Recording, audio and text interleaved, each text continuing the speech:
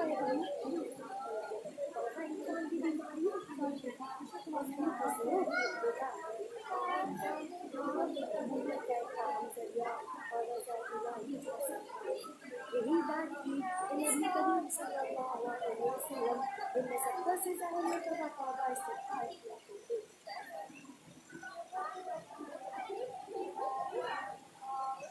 علیکم ورحمۃ اللہ وبرکاتہ۔ تمام مہمانان اعزام، معزز خواتین اور عزیز طالبات، تمام حضرات کو آج 29 اپریل کلیہ بنات المسلمین پرنمبٹ کا 17واں سالانہ اجلاس، اس میں آپ سب کا خیر مقدم ہے۔ فیا اہلا وسہلا مرحبا بکم۔ اب میں ہمارے جلسے کے صدر صاحب فضلۃ الشیخ ایس کمال الدین جمالی مدنی حفظہ اللہ، ان سے مؤدبانہ گزارش کرتا ہوں کہ وہ اسٹیج پر تشریف لے آئے۔ بعد میں ہمارے مہمان خصوصی فضیلت الشیخ فیاض عالم عمری، خطیب مسجد انجمن حمایت الاسلام چنئی، ان سے مؤدبانہ گزارش اور درخواست کرتا ہوں کہ وہ اسٹیج پر تشریف لے آئے۔ وبعد میں ناظم کلیہ مولانا عبدالغفور صاحب عمری حفظہ اللہ، ان سے بھی درخواست کرتا ہوں کہ یہ بھی اسٹیج پر تشریف لے آئے۔ استاد کلیہ فضیلت الشیخ دکتور حافظ ابوبکر ابراہیم عمری، ان سے بھی گزارش کرتا ہوں کہ وہ بھی اسٹیج پر تشریف لے آئے۔ بعد ذمہ داران کلیہ جناب سی رفیق احمد صاحب، ان سے بھی میں درخواست کرتا ہوں کہ یہ بھی اسٹیج پر تشریف لے آئے۔ اور اس طرف ذمہ داران کلیہ معلمہ زینب مامی اور ذمہ داران کلیہ جنابہ حوامہ دیدی اور کوثر دیدی، ان سے بھی میں درخواست کرتا ہوں کہ وہ بھی اس طرف اسٹیج پر تشریف لے جائیں۔ ابھی جلسے کی کارروائی شروع ہوا چاہتی ہے، تو جلسے کی افتتاح کے لیے میں تلاوت کلام پاک کے لیے دعوت دیتا ہوں صف ثانی کی طالبہ انجم مشرا چاند بادشاہ ویلو، وہ آئے خیرات سے جلسے کی افتتاح کریں۔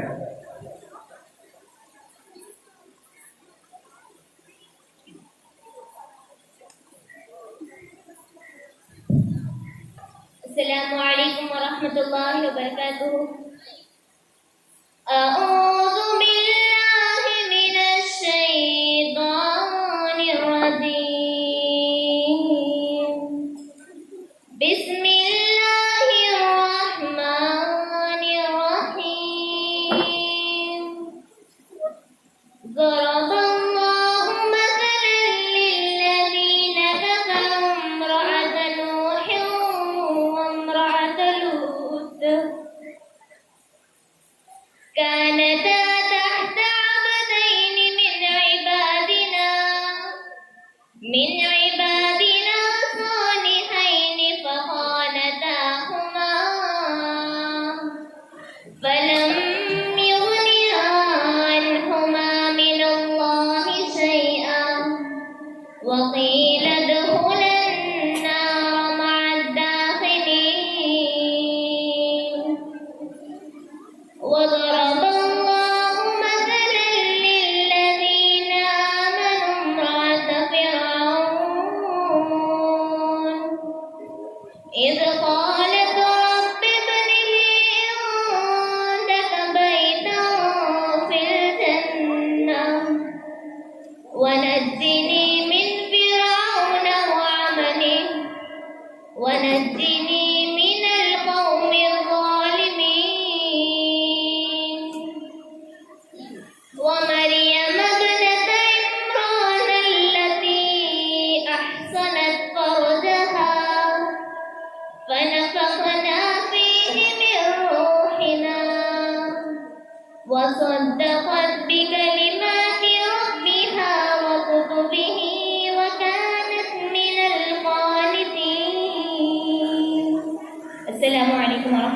الله وبركاته. اب تقاریر کا شروع ہوگا. سب سے پہلی مقررہ ہیں دولت النساء محمد کلیم ممبئی.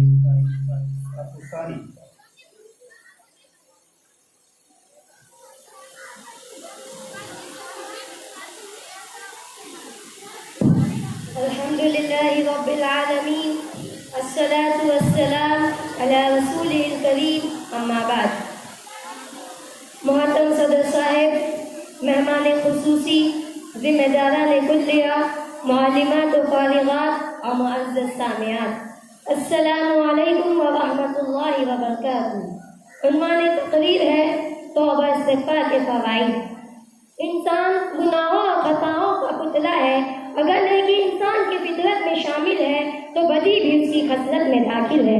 انسان کو چاہیے کہ وہ اللہ رب العالمین کے سامنے اپنے گناہوں کا اعتراف کرے، معافی مانگے اور پھر اس گناہ کو دوبارہ نہ کرنے کا پختہ ارادہ کرے، کیونکہ گناہ انسان ہی سے سرزد ہوتے ہیں، فرشتوں سے نہیں. لسان رسالت کہتی ہے کل بنی آدم خطاء وخیر الخطائین التوابون، کہ تمام بنی آدم خطا کار ہے، بہترین خطا کار وہ ہے جو گناہ کرنے کے بعد فوراً توبہ استغفار کرے. اللہ رب العالمین نے قرآن مجید میں مختلف مقامات پر اپنے بندے کو توبہ استغفار کا حکم دیا. تو کہیں اس نے توبوا الی اللہ توبۃ نصوحا کہہ کر اپنے بندے کو اس عمل کی تلقین کی، تو کہیں اس نے اپنی صفات بیان کرتے ہوئے انہ کان غفورا رحیما کی سزا لگائی.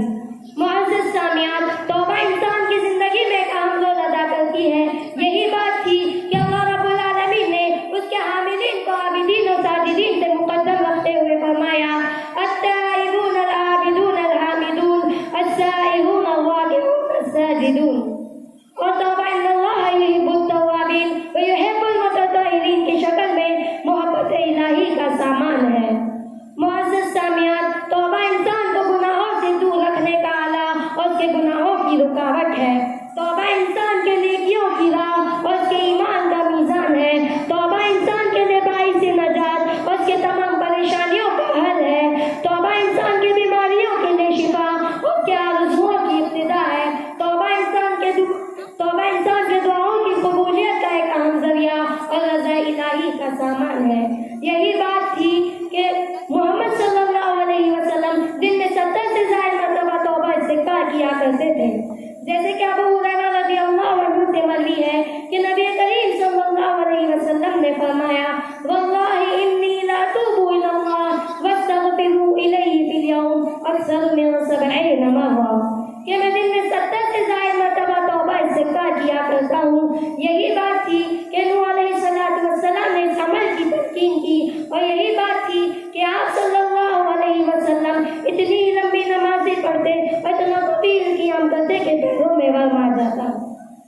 معزز سامعات، سورہ نوح میں اللہ رب العالمین نے نوح علیہ السلام کی زبانی توبہ استغفار کے کئی فوائد کا تذکرہ کرتے ہوئے فرماتا ہے فَقُلْتُ اسْتَغْفِرُوا رَبَّكُمْ إِنَّهُ كَانَ غَفَّارًا، کہ تم اللہ رب العالمین سے توبہ استغفار کرو، بے شک وہ مغفرت کرنے والا ہے. یُرْسِلِ السَّمَاءَ عَلَيْكُمْ مِدْرَارًا، کہ وہ توبہ استغفار کے سبب تم پر آسمان سے پانی برسائے گا. وَيُمْدِدْكُمْ بِأَمْوَالٍ وَبَنِينَ، اور اموال و اولاد کے ذریعے تمہاری مدد کرے گا.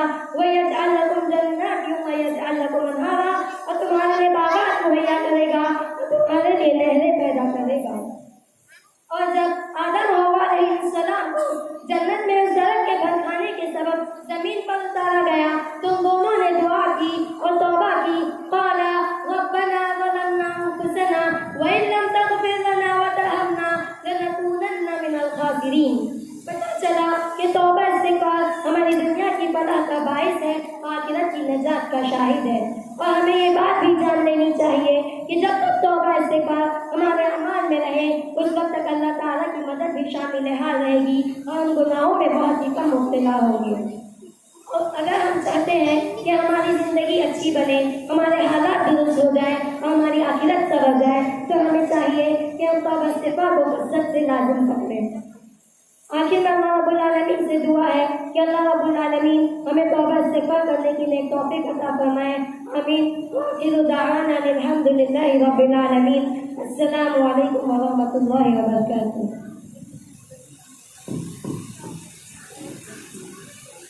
میں مولانا عبداللہ فردوسی صاحب حفظہ اللہ ان سے بھی درخواست کرتا ہوں کہ وہ اسٹیج پر تشریف لے آئے. اب دوسری مقررہ نوحیرہ صاحب بنت فیاض احمد کولار اسد الثالث یہ کنڑا زبان میں تقریر کریں. الحمد للہ رب العالمین. الصلاة والسلام على رسوله الكريم. اما بعد فاعوذ باللہ من الشیطان الرجیم. بسم اللہ الرحمن الرحیم. وعلى الله فتوکلوا ان کنتم مؤمنین. ಗೌರವಾಧ್ಯಕ್ಷರೇ, ಗುರುಗಳೇ, ನಿರ್ವಾಹಕರೇ ಹಾಗೂ ನನ್ನ ಪ್ರೀತಿಯ ಇಸ್ಲಾಮಿಯ ಸಹೋದರಿಯರೇ, ಅಸ್ಸಲಾಮು ಅಲೈಕುಂ ವರಹಮತುಲ್ಲಾಹಿ ವಬರಕಾತು. ಇಂದಿನ ಸಮಾರಂಭದಲ್ಲಿ ನನ್ನ ವಿಷಯ ಅಲ್ಲಾಹನ ಮೇಲೆ ವಿಶ್ವಾಸ. ಒಬ್ಬ ಮನುಷ್ಯನು ಅಲ್ಲಾಹನ ಮೇಲೆ ವಿಶ್ವಾಸವಿಡಬೇಕು. ಅಲ್ಲಾಹನ ಮೇಲೆ ವಿಶ್ವಾಸವಿಡುವುದರಿಂದ ಅಲ್ಲಾಹನ ಸಹಾಯ ಅವನನ್ನು ತಲುಪುತ್ತದೆ. ಅಲ್ಲಾಹನ ಮೇಲೆ ವಿಶ್ವಾಸವಿಡುವುದರಿಂದ ಮನುಷ್ಯನ ಮನಸ್ಸು ಗಟ್ಟಿಯಾಗುತ್ತದೆ ಮತ್ತು ಅಲ್ಲಾಹನ ಮೇಲೆ ವಿಶ್ವಾಸವಿಡುವುದರಿಂದ ನಮ್ಮ ಈಮಾನ್ ಹೆಚ್ಚಾಗುತ್ತದೆ ಮತ್ತು ಅಲ್ಲಾಹನ ಮೇಲೆ ಸತ್ಯ ವಿಶ್ವಾಸಿಗಳೇ ವಿಶ್ವಾಸವನ್ನು ಬಿಡುತ್ತಾರೆ. ಇದನ್ನು ಹೊರತು ಅಲ್ಲಾಹ್ ಸುಬ್ಹಾನಹು ವ ತಆಲಾ ತನ್ನ ಪವಿತ್ರ ಗ್ರಂಥ ಕುರಾನ್ನಲ್ಲಿ ಹೇಳುತ್ತಾನೆ, ವಅಲಲ್ಲಾಹಿ ಫಲ್ಯತವಕ್ಕಲಿಲ್ ಮುತವಕ್ಕಿಲೂನ್. ಅಲ್ಲಾಹನ ಮೇಲೆ ಸತ್ಯ ವಿಶ್ವಾಸಿಗಳೇ ವಿಶ್ವಾಸವನ್ನು ಬಿಡುತ್ತಾರೆ ಮತ್ತು ಸತ್ಯ ವಿಶ್ವಾಸಿಗಳನ್ನು ಉದ್ದೇಶಿಸಿ ಅಲ್ಲಾಹ್ ಸುಬ್ಹಾನಹು ವ ತಆಲಾ ಹೇಳುತ್ತಾನೆ, ವಅಲಲ್ಲಾಹಿ ಫತವಕ್ಕಲು ಇನ್ ಕುಂತುಂ ಮುಅ್ಮಿನೀನ್. ನೀವು ಸತ್ಯ ವಿಶ್ವಾಸಿಗಳಾಗಿದ್ದರೆ ಅಲ್ಲಾಹನ ಮೇಲೆ ವಿಶ್ವಾಸವಿಡಿರಿ. ಇದೇ ರೀತಿ ಅಲ್ಲಾಹ್ ಸುಬ್ಹಾನಹು ವ ತಆಲಾ ತನ್ನ ಪ್ರವಾದಿ ಮುಹಮ್ಮದ್ ಸಲ್ಲಲ್ಲಾಹು ಅಲೈಹಿ ವಸಲ್ಲಂ ರವರನ್ನು ಉದ್ದೇಶಿಸಿ ಹೇಳುತ್ತಾನೆ, ಫೈದಾ ಅರಫ್ತ ಫತವಕ್ಕಲ್ ಅಲಲ್ಲಾಹ್ ಇನ್ನಲ್ಲಾಹ ಯುಹಿಬ್ಬುಲ್ ಮುತವಕ್ಕಿಲೀನ್. ನೀವು ಯಾವುದೇ ಕೆಲಸವನ್ನು ಮಾಡಬಯಸಿದರೆ ಅಲ್ಲಾಹನ ಮೇಲೆ ವಿಶ್ವಾಸವಿಡಿರಿ. ನಿಶ್ಚಯವಾಗಿ ಅಲ್ಲಾಹ್ ಸುಬ್ಹಾನಹು ವ ತಆಲಾ ವಿಶ್ವಾಸವಿಡುವವರನ್ನು ಇಷ್ಟಪಡುತ್ತಾನೆ. ಮಾನ್ಯರೇ, ಅಲ್ಲಾಹನ ಮೇಲೆ ವಿಶ್ವಾಸವಿಡುವುದರಿಂದ ಏನು ಲಾಭ ಉಂಟಾಗುತ್ತದೆ ಎಂದು ನಾವು ಇದರಿಂದ ನೋಡಬಹುದು. ಅದು ಏನೆಂದರೆ, ನಾವು ಅಲ್ಲಾಹನ ಮೇಲೆ ವಿಶ್ವಾಸವಿಟ್ಟರೆ ಅಲ್ಲಾಹ್ ಸುಬ್ಹಾನಹು ವ ತಆಲಾ ನಮ್ಮನ್ನು ಇಷ್ಟಪಡುತ್ತಾನೆ ಮತ್ತು ತನ್ನ ದೇವಚರರಲ್ಲಿ ಅಲ್ಲಾಹನು ಹೇಳುತ್ತಾನೆ, ಓ ದೇವಚರರೇ, ನಾನು ಒಬ್ಬ ಸತ್ಯ ವಿಶ್ವಾಸಿಗವನ್ನು ಇಷ್ಟಪಡುತ್ತೇನೆ, ನೀವು ಅವನನ್ನು ಇಷ್ಟಪಡಿರಿ. ಆಗ ದೇವಚರರು ಆ ಸತ್ಯ ವಿಶ್ವಾಸಿಗವನ್ನು ಇಷ್ಟಪಡುತ್ತಾರೆ ಮತ್ತು ಈ ದೇವಚರರು ಈ ಪ್ರಪಂಚದ ಎಲ್ಲಾ ಜನರನ್ನು ಉದ್ದೇಶಿಸಿ ಹೇಳುತ್ತಾರೆ, ಓ ಜನರೇ, ಅಲ್ಲಾಹ್ ಸುಬ್ಹಾನಹು ವ ತಆಲಾ ಈ ಪ್ರಪಂಚದ ಒಬ್ಬ ಸತ್ಯ ವಿಶ್ವಾಸಿಗವನ್ನು ಇಷ್ಟಪಡುತ್ತೇನೆ, ನೀವು ಅವನನ್ನು ಇಷ್ಟಪಡಿರಿ. ಆಗ ಈ ಲೋಕದ ಎಲ್ಲಾ ಜನರು ಆ ಸತ್ಯ ವಿಶ್ವಾಸಿಗ ಮತ್ತು ಅಲ್ಲಾಹನ ಮೇಲೆ ವಿಶ್ವಾಸವಿಡುವವರನ್ನು ಪ್ರೀತಿಸುತ್ತಾರೆ. ಮಾನ್ಯರೇ, ಯಾವ ವ್ಯಕ್ತಿಗೆ ಅಲ್ಲಾಹ್ ಸುಬ್ಹಾನಹು ವ ತಆಲಾ ಮತ್ತು ಅವನ ದೇವಚರರು ಪ್ರೀತಿಸುತ್ತಾರೋ ಆ ಮನುಷ್ಯನನ್ನು ಸ್ವರ್ಗದಲ್ಲಿ ಹೋಗಲು ಯಾವ ತಡೆ ಇರೋದಿಲ್ಲ ಮತ್ತು ಅವನ ನರಕದಲ್ಲಿ ರಕ್ಷಿಸಲ್ಪಡುವನು. ಅಲ್ಲಾಹ್ ಸುಬ್ಹಾನಹು ವ ತಆಲಾ ಜೀವಂತ ಮತ್ತು ಸದಾಕಾಲ ಜೀವಿತನಾಗಿರುವನು. ಆದ್ದರಿಂದ ನಾವೆಲ್ಲರೂ ಅಲ್ಲಾಹನ ಮೇಲೆ ವಿಶ್ವಾಸವಿಟ್ಟರೆ ಅಲ್ಲಾಹ್ ಸುಬ್ಹಾನಹು ವ ತಆಲಾ ಸದಾಕಾಲ ನಮಗೆ ಸಹಾಯ ಮಾಡುವನು. ಇದೇ ರೀತಿ ಅನೇಕ ಲಾಭಗಳನ್ನು ಎಣಿಸುತ್ತಾ ಪ್ರವಾದಿ ಮುಹಮ್ಮದ್ ಸಲ್ಲಲ್ಲಾಹು ಅಲೈಹಿ ವಸಲ್ಲಂ ರವರು ಹೇಳಿದ್ದಾರೆ, ಅಬ್ದುಲ್ಲಾ ಇಬ್ನ್ ಉಮರ್ ಅವರಿಂದ ವರದಿಯಾಗಿದೆ, ನೀವು ಅಲ್ಲಾಹನ ಮೇಲೆ ಅವನ ಹಕ್ಕಿನಂತೆ ಭರವಸವಿಟ್ಟರೆ ಅಲ್ಲಾಹ್ ಸುಬ್ಹಾನಹು ವ ತಆಲಾ ನಿಮ್ಮನ್ನು ಪಶು ಪಕ್ಷಿಗಳಿಗೆ ಆಹಾರ ಕೊಡುವಂತೆ ಕೊಡುವನು. ಪಕ್ಷಿಗಳು ಬೆಳಿಗ್ಗೆಯ ಹೊತ್ತು ಖಾಲಿ ಹೊಟ್ಟೆ ತನ್ನ ಗುಡಿಸಲಿನಿಂದ ಹೊರಡುತ್ತವೆ ಮತ್ತು ಸಂಜೆಯ ಹೊತ್ತು ಹೊಟ್ಟೆ ತುಂಬಿ ಬರುತ್ತವೆ. ಆದ್ದರಿಂದ ಯಾರು ಅಲ್ಲಾಹನ ಹೊರತು ಅನ್ಯರ ಮೇಲೆ ಭರವಸೆ ಇಡುವರು ಅವರು ಸೋತು ಹೋಗುವರು. ಈ ಪ್ರಪಂಚದ ಎಲ್ಲಾ ಜನರು ಅಲ್ಲಾಹನ ಆಶ್ರಯದಲ್ಲಿದ್ದಾರೆ. ಅಲ್ಲಾಹ್ ಸುಬ್ಹಾನಹು ವ ತಆಲಾ ಯಾರ ಆಶ್ರಯದಲ್ಲೂ ಇಲ್ಲ ಮತ್ತು ಅಲ್ಲಾಹನಿಗೆ ಯಾವುದೇ ವಸ್ತುವಿನ ಅವಶ್ಯಕತೆಯೂ ಇಲ್ಲ. ಆದ್ದರಿಂದ ನಾವೆಲ್ಲರೂ ಈ ಒಬ್ಬನಾದ ಅಲ್ಲಾಹನ ಮೇಲೆ ವಿಶ್ವಾಸವಿಡಬೇಕು. ಕೊನೆಯಲ್ಲಿ ನಾನು ಅಲ್ಲಾಹನಿಂದ ಪ್ರಾರ್ಥಿಸುತ್ತೇನೆ, ಓ ಅಲ್ಲಾಹನೇ, ನಮ್ಮೆಲ್ಲರಿಗೂ ತನ್ನ ಮೇಲೆ ವಿಶ್ವಾಸವಿಡಲು ತೌಫೀಕು ನೀಡು. ಆಮೀನ್. ವಾಖಿರು ದಅವಾನಾ ಅಲ್ಹಮ್ದುಲಿಲ್ಲಾಹಿ ರಬ್ಬಿಲ್ ಆಲಮೀನ್. ವಸ್ಸಲಾಮು ಅಲೈಕುಂ ವರಹಮತುಲ್ಲಾಹಿ ವಬರಕಾತುಹು. अब उर्दू ज़बान में जहज एक समाजी फितना इस उन्वान पर तहरीर करने के लिए सफ़ुसानी की तालिबा शाजिया बिन्त अब्दुल जब्बार मुलबागल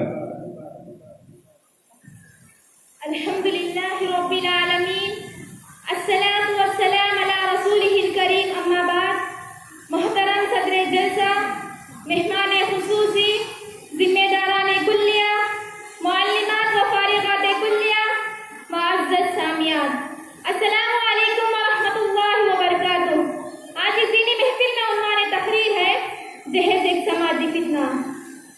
آج ہمارے معاشرے میں بہت ساری برائیاں پائی جاتی ہیں، ان برائیوں میں سے ایک برائی جہیز ہے۔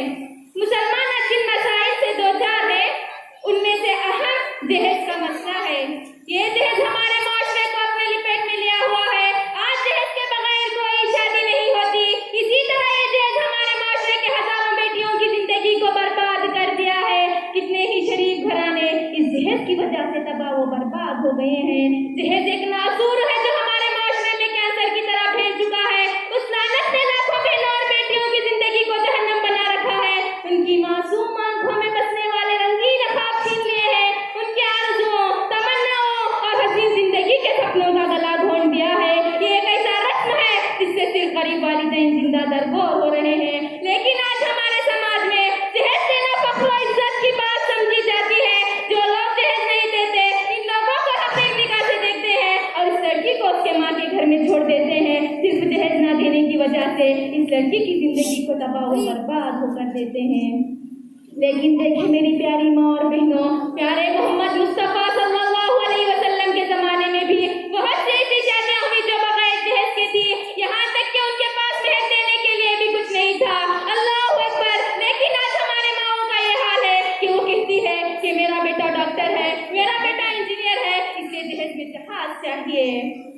ارے اولاد کو پیدا کر کے جہیز کی تمناؤں کو پوری کرنے والیوں، کان کھول کر سن لو، اگر تمہارا بیٹا ڈاکٹر ہے، اگر تمہارا بیٹا انجینئر ہے تو علی رضی اللہ عنہ کیا تھے اور صحابہ کرام کیا تھے؟ انہوں نے کبھی اپنی زندگی میں جہیز نہیں لیا، حالانکہ وہ ان سے زیادہ بہتر تھے۔ اسی طرح جہیز ایک ایسا مرض ہے جو اس کی واضح زندگی کی راحت کو ختم کر دیتا ہے۔ یہ سماج کا ایک ایسا ناسور ہے جو لوگوں کے اطمینان کو چھین لیتا ہے۔ آج جہیز کے نام سے بھیک مانگی جا رہی ہے۔ یہ جہیز بھیک کا ایک نیا انداز ہے۔ یہ ایک ایسا ظلم ہے جس کو بہت کم لوگ تسلیم کرتے ہیں۔ اسی ظلم کے سبب آج کئی نوجوان لڑکیاں خون کے گھونٹ پی رہی ہیں۔ ان کی زندگیاں وقت کے ساتھ کلیوں کی طرح کھلنے کے بجائے پھولوں کی طرح مرجھا رہی ہے اور اپنی جوانی کی زندگی مسرت و شادمانی میں گزارنے کے بجائے غم کے زہریلے گھونٹ پی کر کاٹ رہی ہے۔ ان مالداروں نے جس شور دروازے سے داخل ہونے کی ناکام کوشش کی وہ فاطمہ رضی اللہ عنہا کی شادی کا واقعہ ہے۔ آج فاطمہ رضی اللہ عنہا کے جہیز کی بنیاد پر لاکھوں کروڑوں کا جہیز دیا جا رہا ہے۔ یہ ایک کروڑ پتی کے گھر سے نکل کر اگر لڑکی دوسرے کروڑ پتی کے گھر کی طرف جاتی ہے تو کروڑوں لے جا رہی ہے۔ فاطمہ رضی اللہ عنہا کی جہیز کی حقیقت کیا تھی کہ ہم تمام جانتے ہیں کہ تمام اخراجات علی رضی اللہ عنہ نے اپنی زرہ بیچ کر کیے تھے۔ اگر کوئی ان تمام چیزوں کو جاننے کے باوجود بھی جہیز دیتا ہے تو یہ سری ظلم ہے۔ معزز سامعین، لیکن آج ہمارے مسلم نوجوان بڑے خواب میں پڑے ہوئے ہیں کہ انہیں یہ بھی معلوم نہیں کہ ہم سے ہمارا سماج کیا چاہتا ہے۔ یہ یاد رکھ لیجئے، اگر آپ لڑکی والوں سے جہیز، روپیہ، پیسے، زیورات، فریج جیسی ہیرونا مانگ کر آپ اپنے بیٹوں اور بھائیوں کو فروخت کرنا چاہتی ہو، نکاح سنت ہے، سنت کو بزنس بنا رہی ہو، ابھی وقت ہے، اپنی غلطی اور کوتاہی سے باز آ جاؤ۔ اس کے بعد اگر آپ اپنے بیٹوں اور بھائیوں کا نکاح کرنا چاہتی ہو تو بغیر جہیز کے کرو، لڑکیوں کی زندگی کو بربادی سے بچاؤ۔ آخر میں اللہ رب العالمین سے دعا ہے کہ اللہ تعالی ہم تمام کو جہیز کی لعنت سے بچائے، آمین۔ وآخر الدعوانا ان الحمدللہ رب العالمین۔ السلام علیکم ورحمۃ اللہ وبرکاتہ۔ حسنہ زینب انصر بادشاہ بنگلور یہ سب کچھ ثالثہ کی طالبہ ہیں، دعوت دین کی اہمیت و ضرورت کے عنوان پر تقریر کریں۔ الحمد لله رب العالمين، الصلاة والسلام على رسوله الكريم، أما بعد، فقال الله تعالى في القرآن المجيد والفرقان الحميد: أعوذ بالله من الشيطان الرجيم، بسم الله الرحمن الرحيم، ادع إلى سبيل ربك بالحكمة والموعظة الحسنة وجادلهم بالتي هي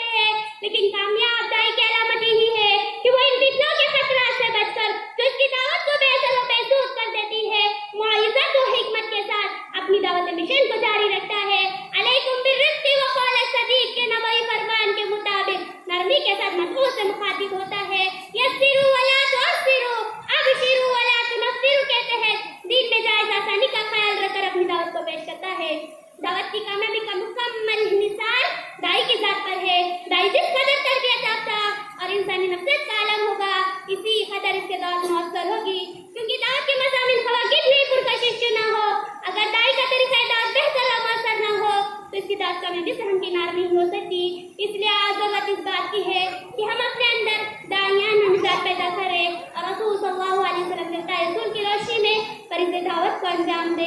आखिर में अल्लाह रब्बुल आलमीन से दुआ है, अल्लाह ताला हम सबको दीन के पैगाम को नबवी तरीके के मुताबिक दुनिया में आम करने की नेक तौफीक अता फरमाए।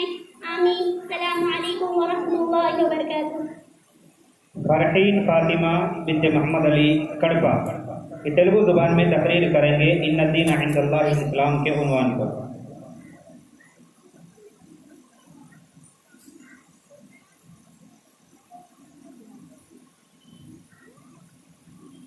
अल्हम्दुलिल्लाहि रब्बिल आलमीन वहदहु वस्सलातु वस्सलाम अला रसूलिहिल करीम अम्मा बाद। फ़अऊज़ु बिल्लाहि मिनश शैतानिर रजीम। बिस्मिल्लाहिर रहमानिर रहीम। वमन यब्तगि गैरल इस्लामि दीनन फलन युक़बल मिन्हु वहुव फिल आखिरति मिनल खासिरीन। గౌరవనీయులైన అధ్యక్ష, ఉపాధ్యాయులు, కార్యనిర్వాహకులు మరియు నా తోటి ఇస్లామీయ సహోదరి మనులారా, అస్సలాము అలైకుం వరహ్మతుల్లాహి వబరకాతుహు. ఈ రోజు నా యొక్క అంశం పేరు ఇన్న దీన ఇందల్లాహిల్ ఇస్లాం. ప్రపంచంలో ఎన్నో రకరకాల మతాలు ఉన్నాయి, కానీ వాటన్నింటిలో నుండి అల్లాహ్ సుబ్హానహు వ తఆలా వద్ద ప్రాముఖ్యతమైన, ప్రసిద్ధిగాంచిన, అల్లాహ్ సుబ్హానహు వ తఆలాకి ఇష్టమైన మతం ఇస్లాం మతం మాత్రమే. అల్లాహ్ సుబ్హానహు వ తఆలా దీని గురించి ఖురాన్ లో ఇలా సెలవిస్తున్నాడు, ఇన్న దీన ఇందల్లాహిల్ ఇస్లాం, సూరతుల్ ఆల్ ఇమ్రాన్. ప్రపంచంలో ప్రతి మతము శాంతి మరియు ఏకత్వాన్ని బోధిస్తుంది, కానీ ఏ మతంలో కూడా ఏకదైవ ఆరాధన జరగటం లేదు. కేవలం ఇస్లాం మతంలో మాత్రమే ఏకదైవ ఆరాధన జరుగుతోంది. ప్రతి మతము శాంతిని బోధించి మానవుల తప్పులను తప్పు పట్టుతుంది. అత్యాచారం, దొంగతనం లాంటి పనులను ఏ మతము అంగీకరించదు, ఏ మతము శిక్షలు నియమించదు. కేవలం ఇస్లాం మతం మాత్రమే ప్రతి నేరాన్ని అరకట్టడానికి శిక్షలు నియమిస్తుంది. దీని గురించి అల్లాహ్ సుబ్హానహు వ తఆలా ఖురాన్ లో సూరతుల్ మాయిదాలో ఇలా సెలవిస్తున్నాడు, అస్సారికు వస్సారికతు ఫఖ్తఉ ఐదియహుమా.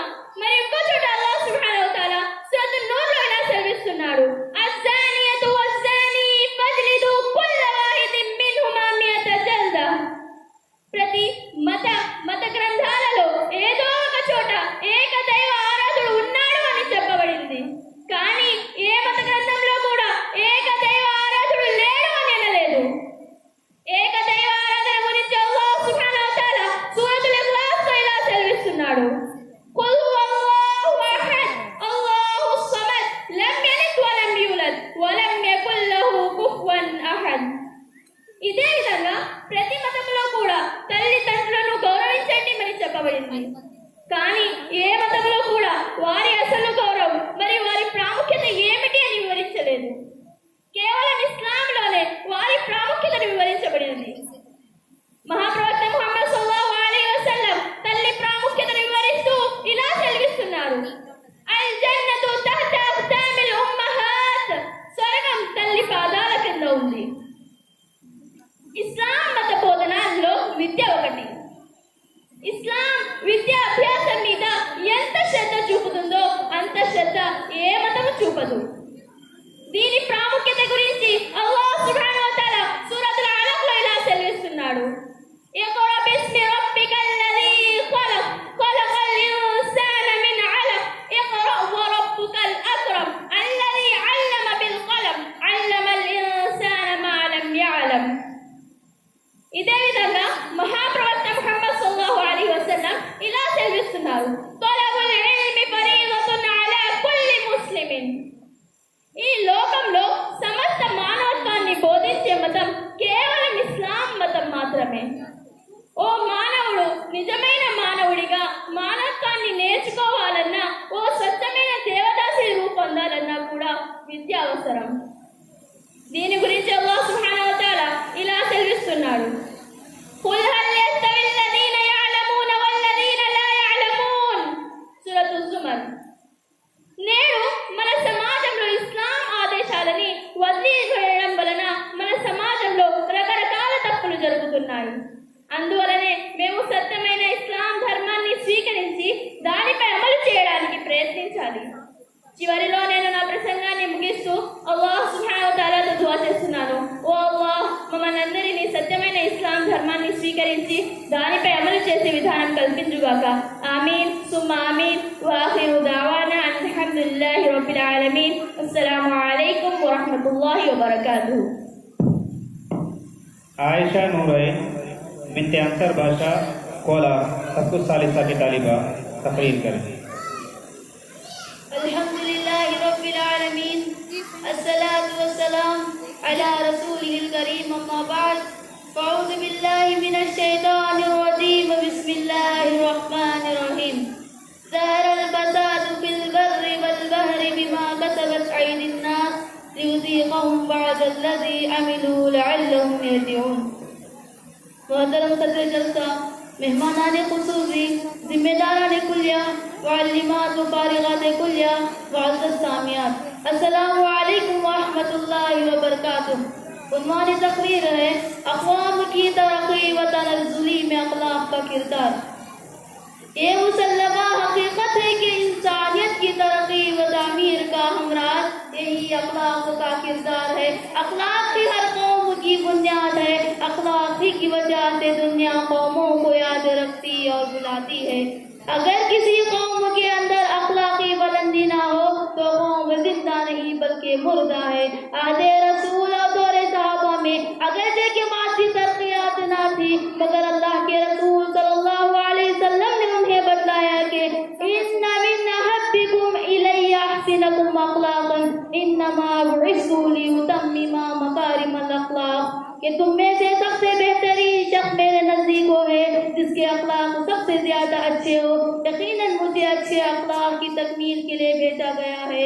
और कुछ पत्थरों का जवाब था अल्लाहुम्मा अहदी कौमी फइन्नहुम ला यअलमून से लेकर सहाबा इकराम रिज़वानुल्लाहि अलैहिम अजमईन को अखलाक हसना का पैकर वो मुजस्सम बना दिया. वो सहाबा इकराम जो लुटेरे थे वो हादी बन गए, जो बेदर पे माथा टेकने वाले थे. इसी अखलाक की वजह से एक अल्लाह के लिए सजदारेज होने वाले हो गए. और जिनके नजदीक छोटी छोटी बातों पर जंग व जिदाल को पसंद करते थे इसी अखलाक की वजह से एक दूसरे के मुहाफिज बन गए. इसी अखलाक की वजह से तारीख ने वो दौर भी दिखा दिया कि कैसर व किसरा का ताज मुसलमानों ने पहना. इसी अखलाक की वजह से मस्जिद नबवी का इलाका माले गनीमत से भर गया. मुअज़्ज़ज़ सामियात, जब तक मुसलमानों के अंदर अखलाकी कुव्वत थी वो सरफराज थे और जब इस अखलाकी कुव्वत से दूर हो गए तो दुनिया की नजर में बेकीमत बनकर रह गए. वो मुसलमान जिनकी एक आवाज पर जंगल के सारे दरिंदों ने जंगल खाली किया था, वो मुसलमान जिन्होंने अपने घोड़ों को समंदरों में दौड़ाए थे. जैसा कि बकौले शायर है दश्त तो दश्त है दरिया भी न छोड़े हमने, दश्त तो दश्त है दरिया भी न छोड़े हमने, बहरे जुल्मात में दौड़ा दिए घोड़े हमने. दुनिया में सरबलंदी उन्हीं कौमों को नसीब होती है जो आला अखलाक व किरदार के पैकर होते हैं. इन्हीं औसाफ हमीदा के बलबूते पर हमारे असलाफ ने माजी में कामयाबी की बड़ी बड़ी चोटियां सर की. लेकिन आज इन्हीं औसाफ के फुकदान की वजह से मुसलमान दर दर की ठोकरें खा रहा है. इसी तरह कौमे आद और कौमे समूद अगरचे के मादी तरक्यात में आगे निकल चुकी थी, वो कौम जो अपने आप को मन अशद मिन्ना कुव्वा कहने वाली थी, नतीजा ये हुआ कि अखलाकी बिगाड़ की वजह से नतीजा ये हुआ कि अल्लाह रब्बुल आलमीन ने उन्हें हलाक व बर्बाद कर दिया. इंसान हकीकत में एक अखलाकी वजूद है. उसके अच्छे या बुरे होने का असल पैमाना उसके अखलाक है. उसने अखलाक एक ऐसी चीज है जिससे मुज़य्यन व आरास्ता इंसान आबिदों और ज़ाहिदों का मुकाम हासिल कर लेता है. लेकिन आज वही इंसान अखलाक हसना से आरी होकर ज़वाल व इन्हिदाद के अमीर गार में गिर गया है कि फिर दोबारा उठना महाल नजर आ रहा है. हर तरफ अखलाक का जनाजा निकल रहा है. इसी तरह हुकूक की अदायगी की बेहतरीन मिसाल आप सल्लल्लाहु अलैहि वसल्लम जिस बात की दावत देते उसी पर अमल करते थे. आज हमारे माशरे में अखलाक नए कपड़े पहन लेने और खुशबू लगाने ही को अखलाक हसना समझते हैं, जबकि इस्लाम हमें उन चीजों में अखलाक हसना बताता है कि वालिदैन की कदर करे, बड़ों की इज्जत करे, छोटों के साथ शफकत करे. यही असल में अखलाक اخلاق حسنہ ہے. اخلاق محمدی کا خلاصہ یہ ہے کہ آپ صلی اللہ علیہ وسلم سراپا قرآن سے اللہ تعالیٰ کا ارشاد ہے اِنَّكَ لَعَلَىٰ خُلُقٍ عَظِيمٍ، یقیناً آپ بلند اخلاق پر فائز ہیں. آخر میں اللہ رب العالمین سے دعا ہے کہ اللہ رب العالمین ہم تمام کو اخلاق حسنہ کا پیکر و مجسم بنائے. آمین ثم آمین. وآخر دعوانا الحمدللہ رب العالمین. السلام علیکم ورحمۃ اللہ وبرکاتہ. شیرین بنت چاند بادشاہ آمبو صف ثانی کی طالبہ یہ اردو میں تقریر کریں.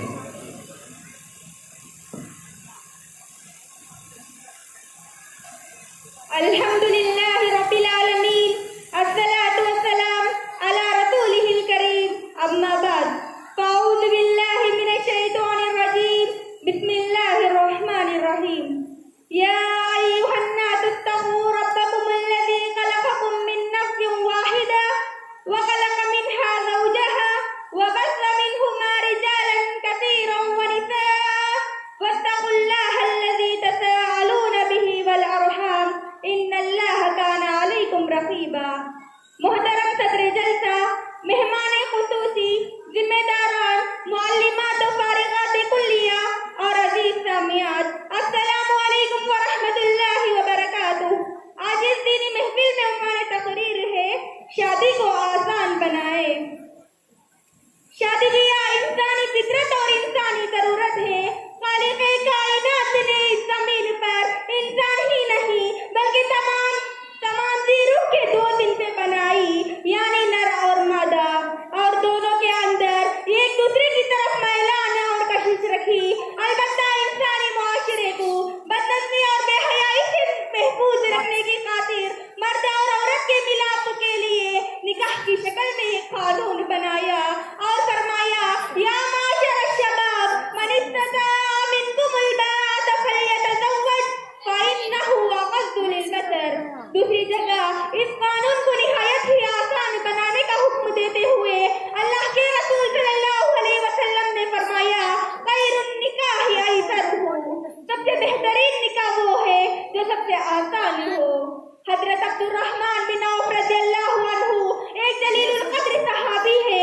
جب انہوں نے مدینہ طیبہ میں شادی کی تو اللہ کے رسول صلی اللہ علیہ وسلم کو خبر تک نہ لگی. معزز سامعات، غور کرنے کا مقام ہے کہ صحابہ کرام رضی اللہ عنہم جو اللہ کے رسول صلی اللہ علیہ وسلم سے کس قدر محبت کرتے تھے اور ان کی خدمت کا کیا جذبہ رکھتے تھے، لیکن شادی کر لی. اللہ کے رسول صلی اللہ علیہ وسلم کو خبر تک نہ لگی. جب آپ صلی اللہ علیہ وسلم کو بھی معلوم ہوا تو انہوں نے کوئی شکایت نہیں کی اور نہ ہی کسی طرح کی ناگواری کا اظہار فرمایا. اسی طرح حضرت جابر رضی اللہ عنہ نے شادی کر لی. اللہ کے رسول صلی اللہ علیہ وسلم کو خبر تک نہ لگی. آج اس کے برعکس شادی کو اس قدر رسم و رواج اور تکلفات و خرافات کے بندھنوں سے جکڑ دیا گیا ہے اور اسے اس قدر مشکل بنا دیا گیا ہے کہ عام آدمی کے لیے مشکل تر ہوتی جاتی ہے. آج شادی اور اس کے بے جا رسومات جیسے منگنی کی رسم، جہیز، بارات، منہ دکھائی، مہنگے دعوت نامے، مہنگے شادی ہال یا ہوٹل اور ان کا ڈیکوریشن، ویڈیوگرافی، ان جیسی درجنوں رسموں کو پورا کرنے کے لیے آدمی پانی کی طرح پیسہ بہاتا ہے. مالی حیثیت میں کمزور ہونے کے باوجود ان غیر ضروری کاموں کو انجام دینا ضروری سمجھتا ہے تاکہ لوگ اسے کسی سے کم نہ سمجھے اور سماج میں اس کی ناز اونچی رہے. اس لیے وہ اپنی جائیداد فروخت کر دیتا ہے یا اسے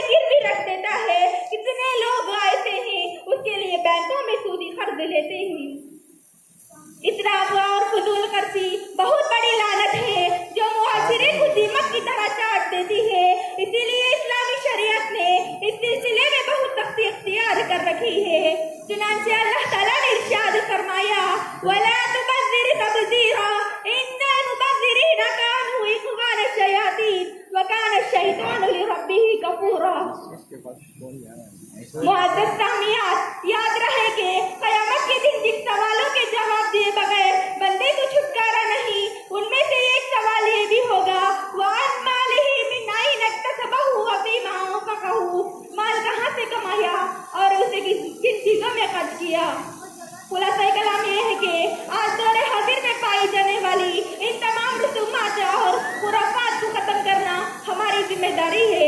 آخر میں اللہ تعالیٰ سے دعا ہے کہ اللہ تعالیٰ ہم تمام کو اسلامی شریعت کے صحیح قوانین کو جان کر اس پر عمل کرنے کی نیک توفیق عطا فرمائے، آمین۔ وآخر دعوانا الحمدللہ رب العالمین۔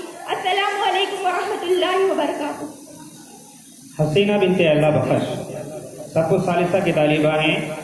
یہ حقوق الزوج علی زوجہ بالاسلام اس عنوان پر عربی میں تقریر کریں گے۔ الحمد لله الذي بث الذرية من آدم وحواء، والصلاة والسلام على الرسول الذي بين حقوق المرأة والزوج توزيعا، أما بعد، فقال الله تبارك وتعالى في القرآن المجيد والفرقان الحميد: أعوذ بالله من الشيطان الرجيم، بسم الله الرحمن الرحيم. فالصالحات قانتات حافظات للغيب بما حفظ الله. أيها الرئيس الحفلة والضيوف الكرام والمنتظمين وأساتذتي الأعزاء وأخواتي في الله، أريد أن أخطب أمامكن خطبة وجيزة حول موضوع حقوق الزوج على الزوجة في الإسلام. إن المرأة مقدسة ومحترمة في الإسلام، وحياة الرجل بغير المرأة الناقصة، وقد اعتبر الإسلام أسرة كمؤسسة تقوم على شركة بين اثنين وهما الرجل والمرأة، وجعل الإسلام لكل من الشريكين على صاحبه حقوق وواجبات، وحث كل من الشريكين أن يؤدي ما عليه وأن يعفو عن طرف الثاني عما يحدث من تقصير أحيانا، وإلا فسدت الحياة وفقدت السعادة. الزوج يملك الزوج بكونه قواما على المرأة. إن كانت المرأة متصفة بالتقوى والإيمان فكانت الحياة حسنة، وإن كانت سيئة الخلق لفسدت. إن حق الرجل على المرأة عظيم، بين النبي صلى الله عليه وسلم عظمته بقوله: والذي نفس محمد بيده لا تؤدي المرأة حق ربها حتى تؤدي حق زوجها. وحث النبي صلى الله عليه وسلم على أنها تجتهد في طاعته، لأن طاعته من موجبات الجنة. قال النبي صلى الله عليه وسلم: إذا صلت المرأة خمسها وصامت شهرها وحفظت فرجها وأطاعت زوجها قيل لها: ادخلي الجنة من أي أبوابها شئت. فتأملي أيتها المسلمة كيف جعل النبي صلى الله عليه وسلم طاعة الزوج من موجبات الجنة كالصلاة والصيام. ويؤكد الإسلام على المرأة أن تطيعه كاملا، وأن تجعل فلاحه فلاحها وفرحه فرحها وحزنه حزنها، مثل ما كانت تعمل صحابيات نبينا صلى الله عليه وسلم، وكنا يطيعن أزواجهن ويقمن معهم في كل مصيبة. فالواجب على المرأة أن تعامل زوجها بالسمع والطاعة وتجتنب معصيته، فإن في طاعته طاعة الله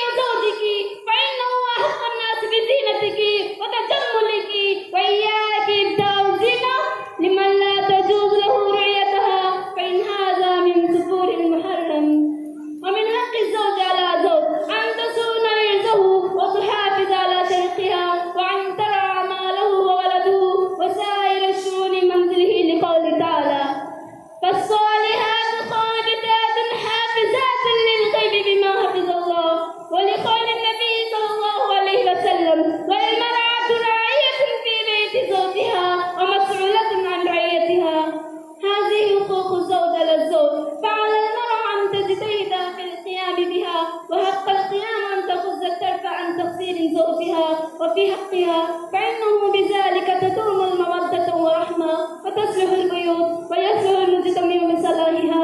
أخيرا أدعو الله أن يوفقنا جميعا لما فيه الخير والصلاح. آمين. ربنا هب لنا من أزواجنا وذرياتنا قرة أعين واجعلنا للمتقين إماما وما علينا إلا البلاغ المبين. السلام علیکم ورحمۃ اللہ وبرکاتہ. شاہینہ بنت انصر بادشاہ کرشنا گیری صف ثانی کی طالبہ اردو زبان میں تقریر کریں.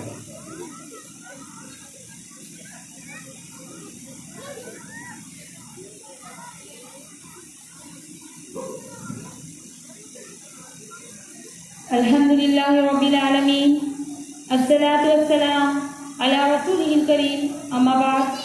محترم صدر جلسہ، مہمان خصوصی، ذمہ داران کلیہ، معلمات و فارغات کلیہ اور عزیز سامعات، السلام علیکم ورحمۃ اللہ وبرکاتہ. عنوان تقریر ہے: کیا تعدد ازدواج عورت پر ظلم ہے؟ اسلام آسان دین ہے.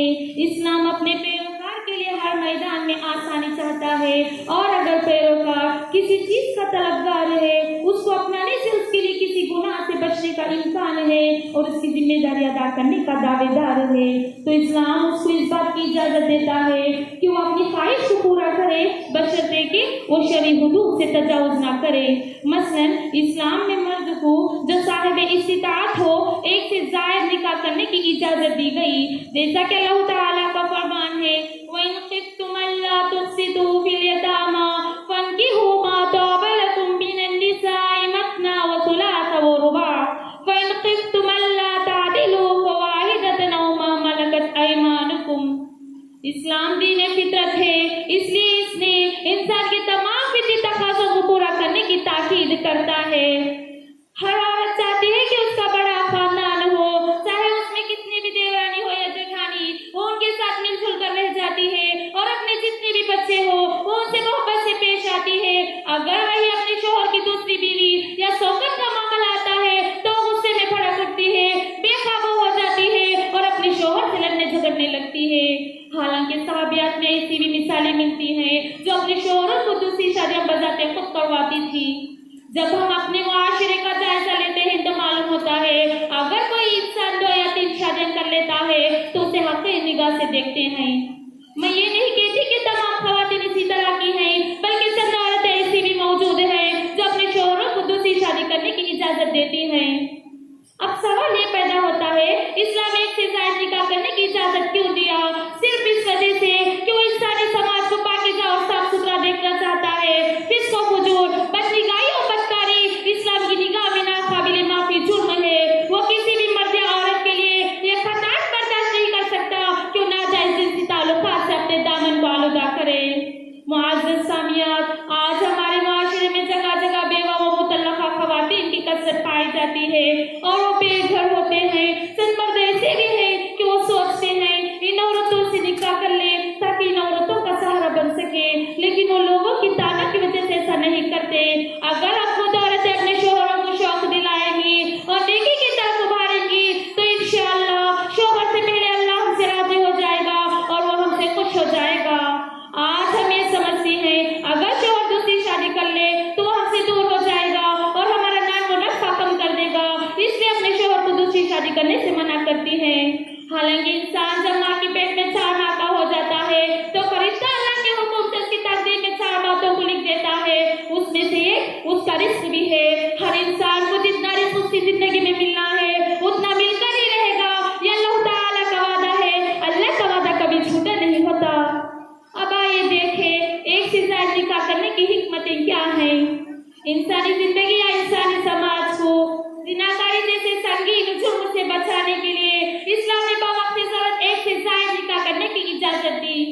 سماج میں عورتوں کی تعداد مردوں سے زیادہ ہے، ایسی صورت میں دوسری شادی کی اجازت نہ دی جائے تو ان عورتوں کا کیا بنے گا جنہیں کوئی شوہر میسر ہی نہیں، کہ انہیں یوں ہی بے سہارا چھوڑ دیا جائے کہ وہ خود بھی رسوا ہو اور اپنے دین و سماج کو بھی رسوا کرے، وہ خود بھی تباہ ہو اور اپنے پورے سماج کو بھی تباہ کرے. معزز سامعات، ان عورتوں کی حفاظت کرنا اور ان کی عزت کو نامدار ہونے سے بچانا یہ مسلم سے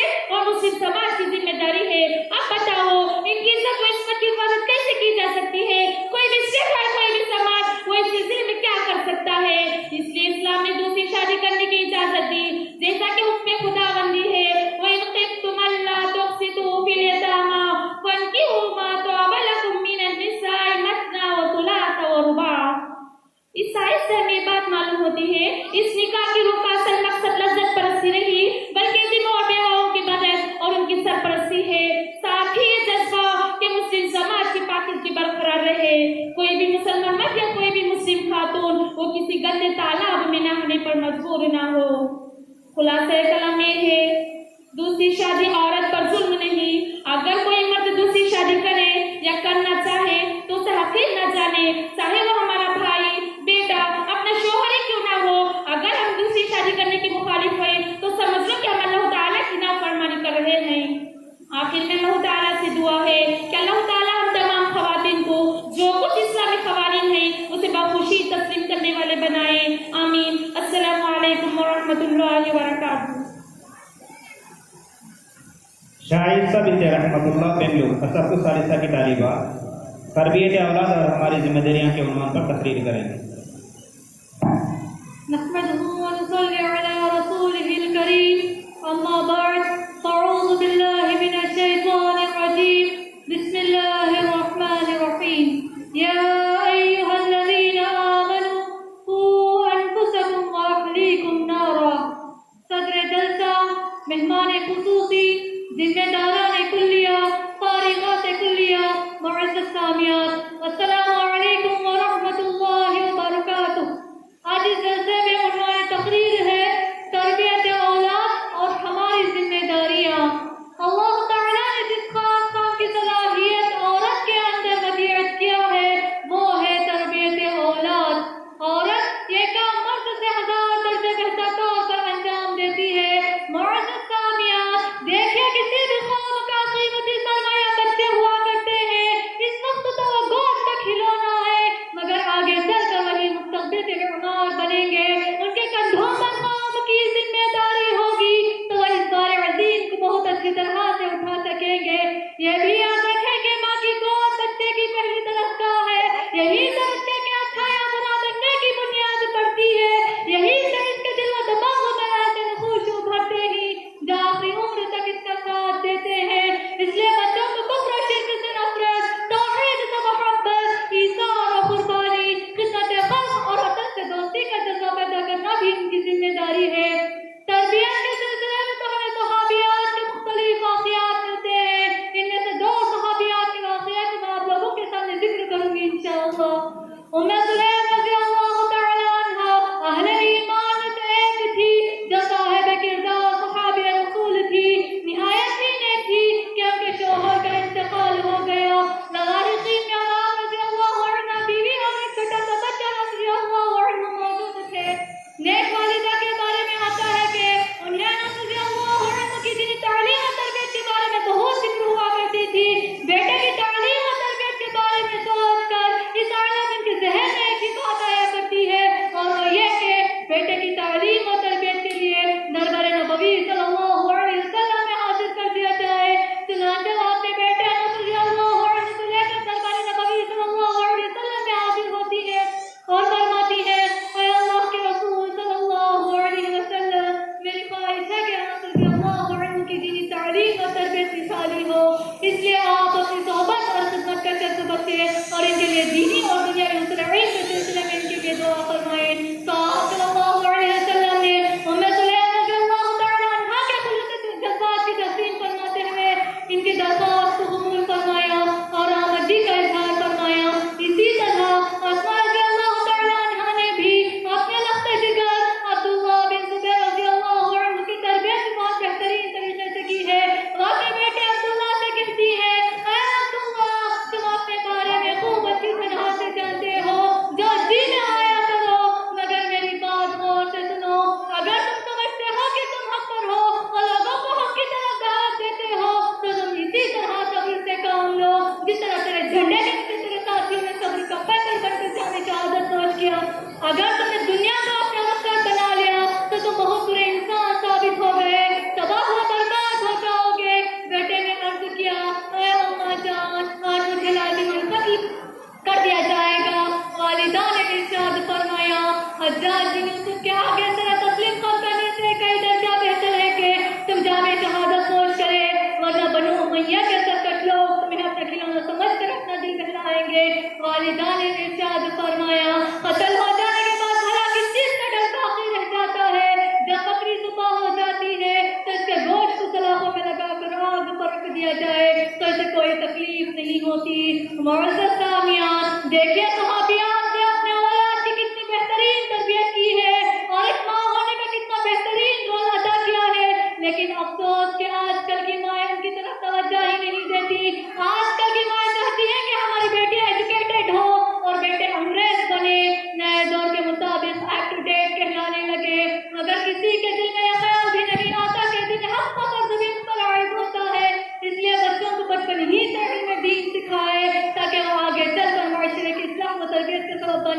آخر میں اللہ رب العزت سے دعا ہے کہ اللہ رب العزت ہم تمام کو اپنے اولاد کی بہترین سے بہترین تربیت کرنے کی نیک توفیق عنایت فرمائے.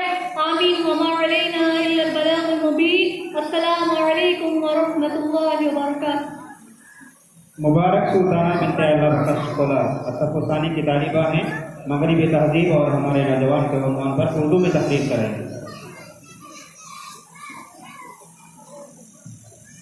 الحمدللہ رب العالمین الصلاۃ والسلام علی رسولہ الکریم اما بعد فاعوذ باللہ من الشیطان الرجیم بسم اللہ الرحمن الرحیم واتقوا فتنة لا تصيبن الذين ظلموا منكم خاصة واعلموا ان اللہ شدید العقاب.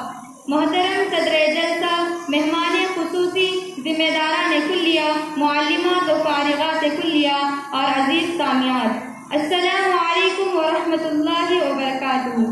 عنوان تقریر ہے مغربی تہذیب اور ہمارے نوجوان. موجودہ دور میں طرح طرح کے فتنوں کا ظہور ہو رہا ہے. کہیں پر قتل و غارت گیری، تو کہیں پر زناکاری و بدکاری، تو کہیں پر بدعات و خرافات کے نئے نئے رسوم کا ظہور ہو رہا ہے. ان سب کی وجہ مسلمانوں کی دینی تعلیم سے بے اعتنائی اور قرآن و سنت کو اپنے ہاتھ سے چھوڑ دینا ہے. آج مسلمان دینی تعلیم سے ناآشنا ہے. آج مسلمانوں کا نظر تعلیم ایک محدود دائرے تک ہے. وہ یہ ہے کہ اس نے کتاب و سنت کو بغیر تفکر و تدبر کے درس لے لیا تو گویا اس نے سمجھ لیا کہ ہمارا تعلیمی مرحلہ ختم ہو گیا ہے، ہمارا مقصد حاصل ہو گیا ہے، اب آگے کچھ کرنے کی ضرورت نہیں ہے. ایک نہایت ہی افسوسناک نظریہ ہے کہ وہ مسلم قوم جس کا ماضی روشن و تابناک تھا آج وہ تعلیم و تربیت سے لاپرواہ ہو کر گئی ہے. ایک نہایت ہی شرم کی بات ہے کہ آج ہم اپنے مقاصد کو نظر انداز کر چکے ہیں، جس کی وجہ سے پستیوں کی طرف چلے جا رہے ہیں. آج ہم اپنی آنکھوں کے سامنے طرح طرح کے فتنوں کو دیکھتے ہیں، لیکن کیا وجہ کہ انہیں روک نہیں رہے ہیں. امر بالمعروف و نہی عن المنکر کا فریضہ انجام نہیں دے رہے ہیں. آخر آج کیوں غیر مسلم مسلمانوں کو دیکھ کر مسلمان نہیں ہو رہے ہیں؟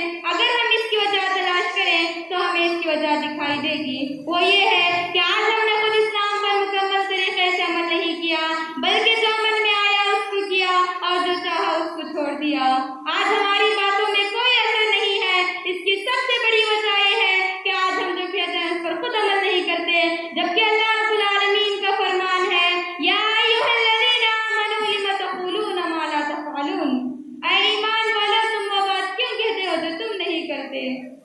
معزز سامعات، آج ہم مغربی تہذیب کے اس قدر دیوانے ہو گئے ہیں کہ اپنی زندگی کے ہر موڑ پر اس کی مشابہت اور نقالی کو اپنا لائحہ عمل تصور کر لیا ہے. یہاں تک کہ اپنا آزاد جسم کو بھی اسی کے سانچے میں ڈال لیا ہے اور اسی کی پیروی میں فخر بھی محسوس کرتے ہیں. معزز سامعات، معاشرے کی برائیوں کو بڑھانے میں ٹی وی، انٹرنیٹ، وی سی آر، موبائل اور اسی طرح کی دیگر حیات و مصنوعات اعزازات کا اہم رول ہے. نوجوانان اسلام ٹی وی کے اس قدر شوقین ہو گئے ہیں کہ وہ فرائض کو چھوڑ کر پوری فیملی کے ساتھ گھر کا دروازہ بند کر کے برہنہ تصویروں کو دیکھتے ہیں. اس میں باپ بھی ہوتا ہے، بیٹی بھی ہوتی ہے، شوہر بھی ہوتا ہے، بہو بھی ہوتی ہے اور سسر بھی ہوتا ہے. اس میں وہ چیز دکھائی جاتی ہے جس کو شریعت نے فحش کہا ہے.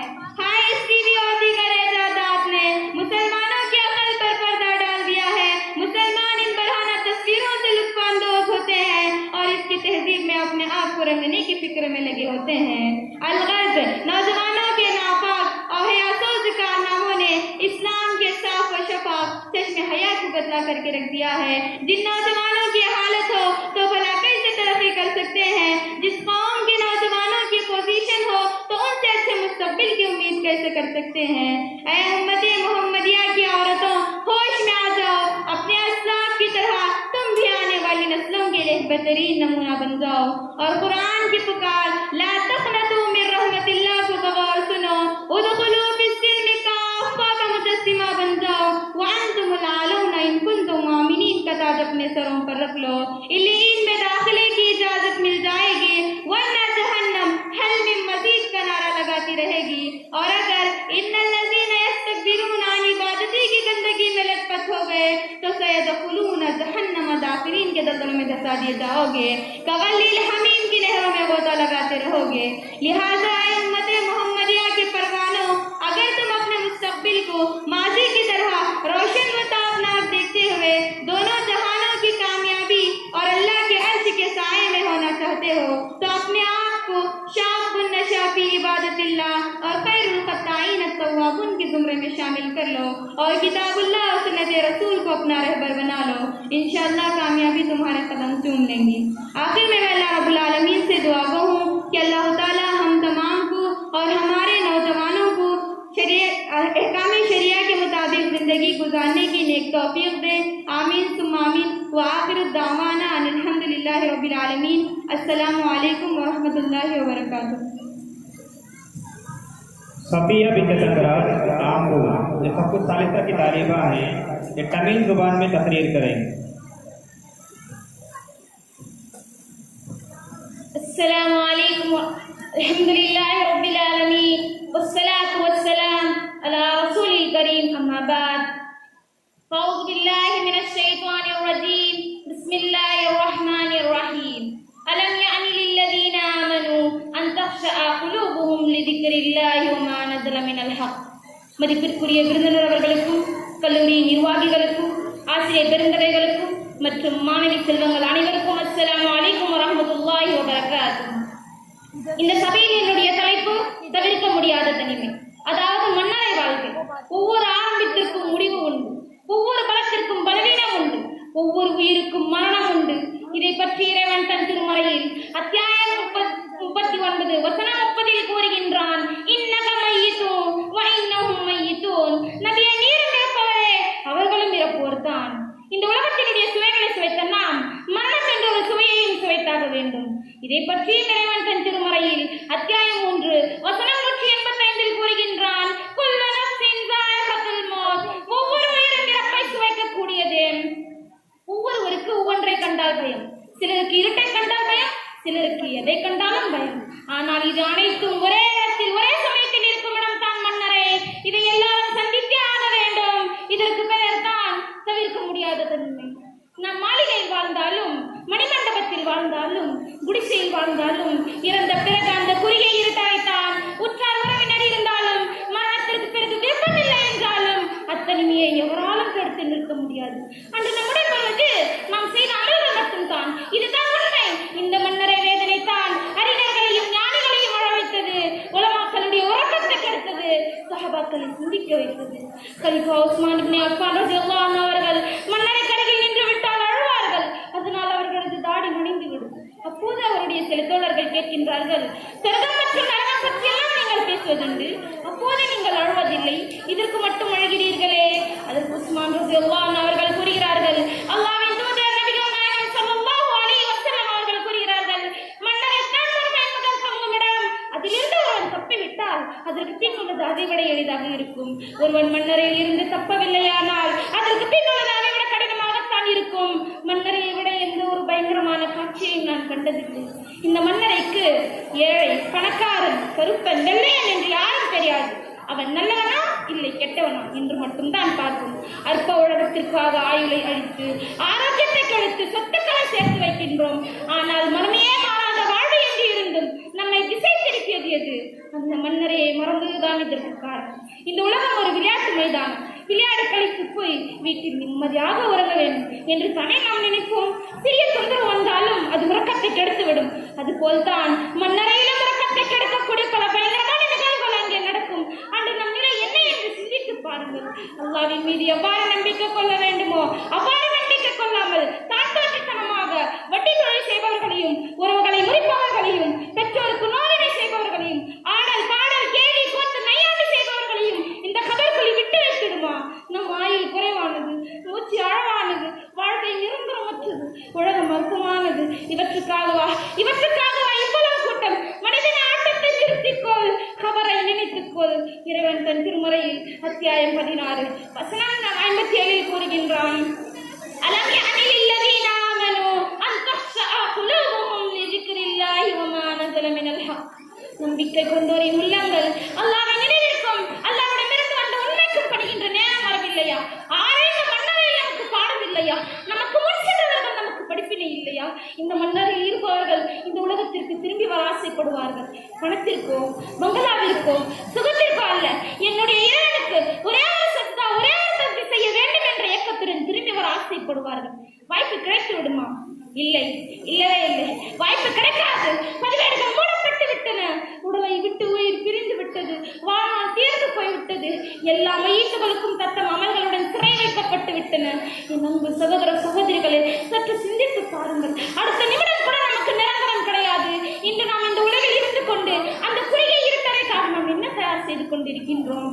இவ்வாறாக நாம் நல்ல அமல்களை செய்து மன்னரையில் கேட்கப்படும் அனைத்து கேள்விகளுக்கும் மிக எளிதாக பதில் சொல்ல அல்லாஹ் நம் அனைவருக்கும் அருள் புரிவானாக. ஆமீன். அல்லாஹும்ம இன்னா நஊது பிக மின் அஸாபில் கப்ரி வ ஆகிரு தஅவானா அல்ஹம்துலில்லாஹி ரப்பில் ஆலமீன். வஸ்ஸலாமு அலைக்கும் வரஹ்மத்துல்லாஹி வபரகாத்துஹு.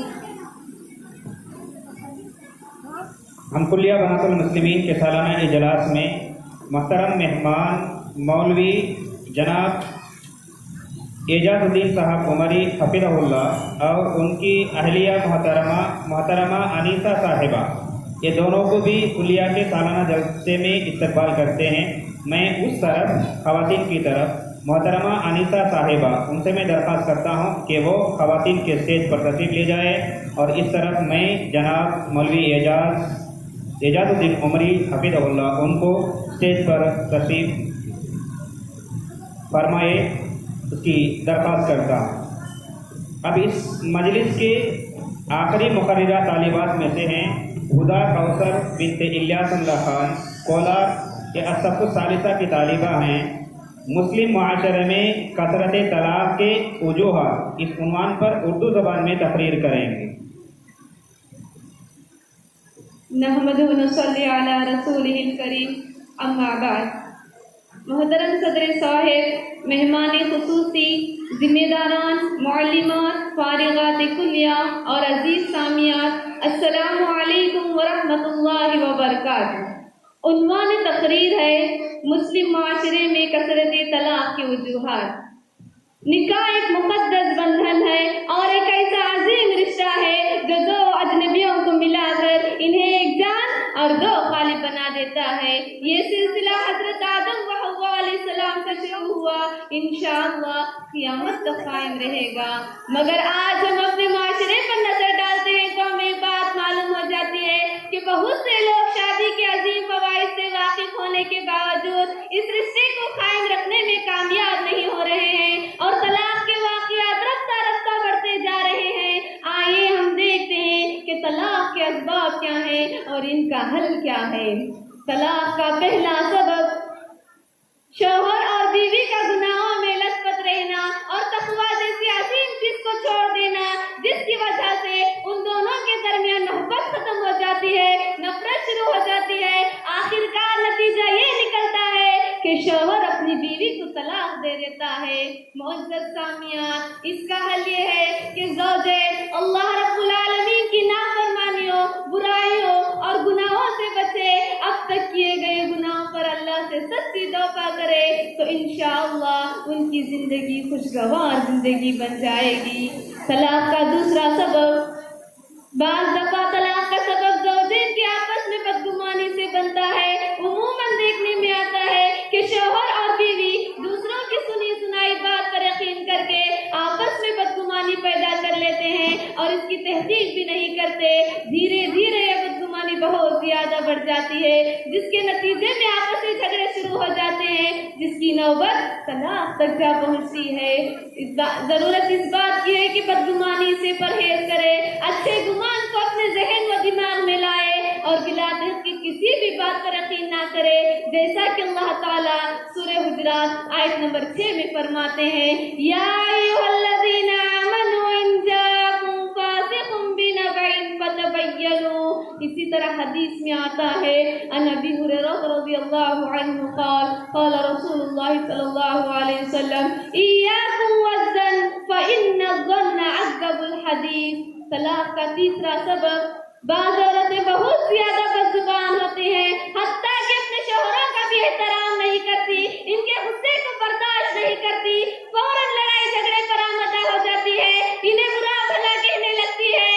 इनमें से बात को जब इनके शौहर धमकी देते हैं कि तुम बाज आ जाओ वरना मैं तलाक दे दूंगा, तो जवाबन कहती है तलाक देना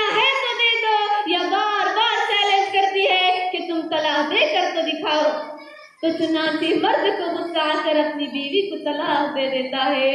یہ خواتین کے لیے نہایت ہی خطرناک ہے، کیونکہ بغیر کسی شرعی عذر کے طلاق کا مطالبہ کرنا یہ بہت بڑا گناہ ہے۔ جیسا کہ آپ صلی اللہ علیہ وسلم نے فرمایا، جو عورت بغیر کسی معقول شرعی عذر کے اپنے خاوند سے طلاق کا مطالبہ کرتی ہے تو اس پر جنت کی خوشبو تک حرام ہو جاتی ہے۔ طلاق کا چوتھا سبب، بعض عورتیں اپنے شوہروں کی نافرمان ہوتی ہے، اپنے شوہروں کی پرواہ نہیں کرتی، اگر شوہر کسی کام کا حکم دے تو اس کو بجا نہیں لاتی، اپنے آپ کو ضرورت سے زیادہ اہمیت دیتی ہے، تو ایسی عورتوں کا عمل ان کے لیے طلاق کی شکل میں ظاہر ہو جاتا ہے۔ ہمیں بات تسلیم کرنی چاہیے کہ اللہ تعالیٰ نے مردوں کو عورتوں پر حاکم و نگران بنایا ہے۔ جہاں رب العالمین نے اپنے حقوق کا تذکرہ کیا ہے، وہیں یہ بھی فرمایا ہے وَلِلرِّجَالِ عَلَيْهِنَّ دَرَجَةٌ، مردوں کو عورتوں پر فوقیت دی گئی ہے۔ اسی طرح جب اللہ کے رسول صلی اللہ علیہ وسلم سے پوچھا گیا کہ سب سے افضل عورت کون سی ہے، تو آپ صلی اللہ علیہ وسلم نے فرمایا سب سے افضل عورت وہ ہے جو اپنے خاوند کو خوش کر دے جب وہ اس کی طرف دیکھے، اگر وہ کسی کام کا حکم دے تو اس کو بجا لائے، اور اپنے نفس اور مال میں سے ایسی چیز کو ظاہر و ضائع نہ کرے جو اپنے خاوند کو ناپسند ہو۔ آخر میں رب العالمین سے دعا گو ہوں کہ اللہ تعالیٰ ہم تمام کو طلاق جیسی بری صفت سے بچا کر نیک زندگی گزارنے والیاں بنائیں، آمین۔ السلام علیکم ورحمۃ اللہ وبرکاتہ۔ اب میں حیدرآباد سے تشریف لائے ہوئے مہمان محترمہ انیتا صاحبہ، ان سے میں درخواست کرتا ہوں کہ یہ ہماری طالبات کے لیے نصیحت سے نوازیں۔ السلام علیکم ورحمۃ اللہ وبرکاتہ۔ الحمدللہ والصلاة والسلام علی رسول اللہ، اما بعد، قال اللہ تبارک وتعالی اعوذ باللہ من الشیطان الرجیم، بسم اللہ الرحمن الرحیم، واتل علیہم نبأ الذی آتیناہ آیاتنا فانسلخ منها فاتبعه الشیطان فکان من الغاوین ولو شئنا لرفعناه بها ولكنه أخلد إلى الأرض واتبع هواه فمثله كمثل الكلب إن تحمل عليه يلهث أو تتركه يلهث ذلك مثل القوم الذين كذبوا بآياتنا فقصص القصص لعلهم يتفكرون۔ اللہ رب العزت کا ارشاد ہے سورۃ الاعراف میں، اور ان لوگوں کو اس شخص کا حال پڑھ کر سنا دیں جس کو ہم نے اپنی آیتیں دیں، پھر وہ اس سے بالکل نکل گیا اور اس کے بعد شیطان اس کے پیچھے لگ گیا تو وہ گمراہ لوگوں میں شامل ہو گیا۔ اور اگر ہم چاہتے تو اس کو ان آیتوں کی بدولت بلند مرتبہ عطا کرتے، لیکن وہ دنیا کی طرف مائل ہو گیا اور اپنی نفسانی خواہشات کی پیروی کرنے لگا، تو اس کی حالت اس کتے جیسی ہو گئی کہ اگر اس پر حملہ کرو تب بھی وہ ہانپے گا اور اگر اسے چھوڑ دو تب بھی وہ ہانپے گا۔ یہی حالت ان لوگوں کی ہے جنہوں نے ہماری آیتوں کو جھٹلایا۔ تو آپ اس حال کو بیان کر دیجیے، شاید کہ وہ لوگ کچھ سوچیں۔ اس آیت میں اللہ تعالیٰ اس انسان کا ایک مثال دیتے ہیں جس کو اللہ تعالیٰ اپنے علم سے نوازے۔ کہتے ہیں وَاتْلُ عَلَيْهِمْ نَبَأَ الَّذِي آتَيْنَاهُ آيَاتِنَا، آتَيْنَاهُ ہم نے اس کو دیا، آیاتنا ہماری آیتیں، مطلب اس سے مراد اللہ کی دین کا علم، اور اس کے بدلے میں یہ آدمی فَانْسَلَخَ مِنْهَا، اس سے نکل گیا، بالکل نکل گئے۔ انسلخ تفسیر میں کہتے ہیں انسلخت الحیۃ من جلدها، کہ جس طرح سانپ اپنے جلد سے باہر نکل جائے، بالکل اسی طرح یہ انسان یا کہیں کہ عالم دین جس کو اللہ تعالیٰ اپنے علم سے نوازے، وہ اس علم کو ایک دم چھوڑ کر نکل جائے۔ اس کے بعد اس کے چھوڑنے کے نتیجے میں شیطان اس کے پیچھے پڑ گیا، اور شیطان جب اس کے پیچھے پڑ گیا تو وہ گمراہ لوگوں میں سے ہو گیا۔ آگے اللہ تعالیٰ کہتے ہیں کہ اگر ہم چاہتے تو اس کو بلند کر دیتے، اس کو بلند مرتبہ عطا کرتے، جیسے دوسری حدیث میں ہے کہ اللہ تعالیٰ اس قرآن کے ذریعے سے کچھ لوگوں کو بلند کرتے ہیں اور کچھ لوگوں کو کشتی میں ڈال دیتے ہیں۔ تو علم دینی علم ملنے کے بعد یہ انسان جب اس کو چھوڑ کر باہر نکل گیا تو فوراً شیطان اس کے پیچھے پڑ گیا اور وہ گمراہ ہو گیا. اور اللہ تعالیٰ کہتے ہیں کہ اگر وہ چاہتے تو اس کو بلند کرتے، لیکن اس کی وجہ نہیں کرنے کی وجہ یہ ہے کہ وہ دنیا کی طرف مائل ہو گیا اور خواہشات کی پیروی کرنے لگا. اس کی مثال اس کتے جیسی ہے جو ہر حال میں ہانپتے ہی رہتا ہے. یلحق کہتے ہیں زبان نکال کے، جس طرح کتا ہانپتا ہے جب کچھ تھکا ہوا.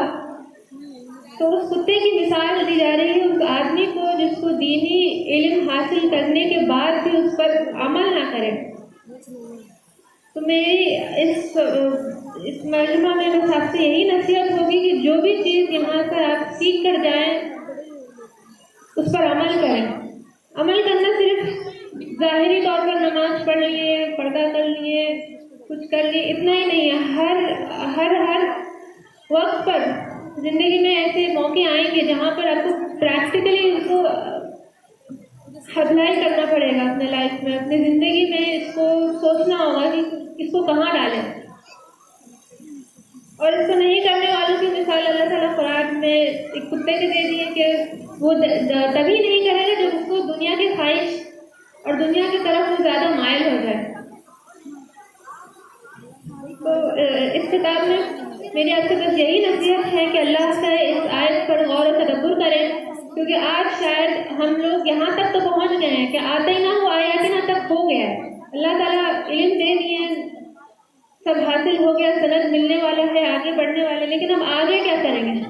اس پر عمل کر کے بلندی حاصل کریں گے یا وقت کے ساتھ اس کو چھوڑ کر اس سے آگے بڑھ کر نکل جائیں گے جس طرح کوئی چیز زنگ کھا جائے؟ اور چھوڑنے کے بعد بھی اس کا نتیجہ یہاں ہے اور شاید میں ایک بہت انتباہ ہے خاص طور پر کہ شیطان دینی علم حاصل کرنے کے بعد کس طرح انسان کو بہکاتا ہے. آخر میں اللہ تعالیٰ سے دعا ہے کہ ہمیں صرف کہنے کی نہیں بلکہ کہنے، سننے اور عمل کرنے کی توفیق ادا کرے اور قبولیت سے نوازے. السلام علیکم ورحمۃ اللہ وبرکاتہ. ابھی ہمارے مہمان مولانا اعجاز الدین صاحب عمری حفظہ اللہ، ان سے درخواست کرتا ہوں کہ ہمارے طالبات کے لیے نصیحت سے نوازیں.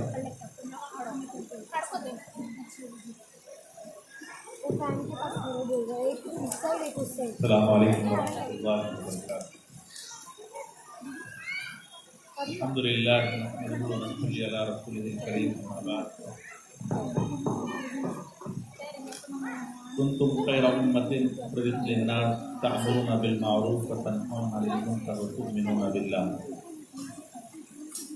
ہر قسم کی تعریف، کبریائی اور بڑائی اللہ وحدہ لا شریک کے لیے لائق اور سزاوار ہے، جس نے مجھے اور آپ کو اور ساری کائنات کو تخلیق فرمایا اور ہماری ہدایت اور رہنمائی کے لیے انبیاء کرام کو اور رسولوں کو اس سرزمین پر ہدایت پر مشتمل کتابیں اور صحیفے عطا فرما کر دنیا کے تمام بولی جانے والی زبانوں اور بولیوں میں انسانوں میں سے ہی منتخب کر کر انہیں رسول بنایا، نبی بنایا، تاکہ بھٹکی ہوئی انسانیت کو راہ راست پر لے آئے.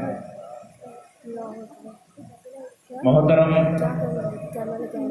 بزرگوں، نوجوان ساتھیوں اور لائق احترام پردہ نشین طالبات اور ان کے سرپرست مائیں اور بہنیں اور مسجد میں تشریف فرما لڑکیوں کے سرپرست اور ڈائس پر تشریف فرما مہمان علماء کرام اور اساتذہ کرام اور جمیع بستی والوں کے لیے تہذیب سے آپ سب کا استقبال کرتا ہوں کہ آپ دین اسلام اسی بنیاد پر ہم یہاں جمع ہوئے ہیں. نہ میں آپ کو جانتا ہوں نہ آپ مجھے جانتے ہیں. جس کے دل میں بھی اللہ رب العالمین کے دین کی سربلندی اور اس کے اشاعت کا جذبہ ہے وہی شخص یہاں پر آیا ہے. تو جو طالبات स्कूलिया के अंदर ज़ैर तालीम हैं वो बड़ी खुशनसीब हैं और उनके सरपरस्त भी बड़े खुशनसीब हैं जो इनको यहाँ पर तालीम दिला रहे हैं। और मुझे यहाँ के असातिज़ा के ज़रिए से पता चला कि इस साल अल्हम्दुलिल्लाह 21 तालिबात तारीख़ तहसील हो रही है। इतनी बड़ी खुशी की बात है कि अल्हम्दुलिल्लाह हिंदुस्तान की जो आबादी है बहुत बड़ी आबादी है। करीब अगर मजमूई तौर पर देखते हैं तो 135 करोड़ की आबादी में मुसलमान 20 करोड़ पाए जाते हैं। और अगर हम जुनूबी इलाके का जायजा लेंगे तो कर्नाटका के अंदर करीब 6 करोड़ से ज़्यादा लोग पाए जाते हैं। मर्द और औरतों की तादाद मिलाकर देखते हैं तो 6 करोड़ है।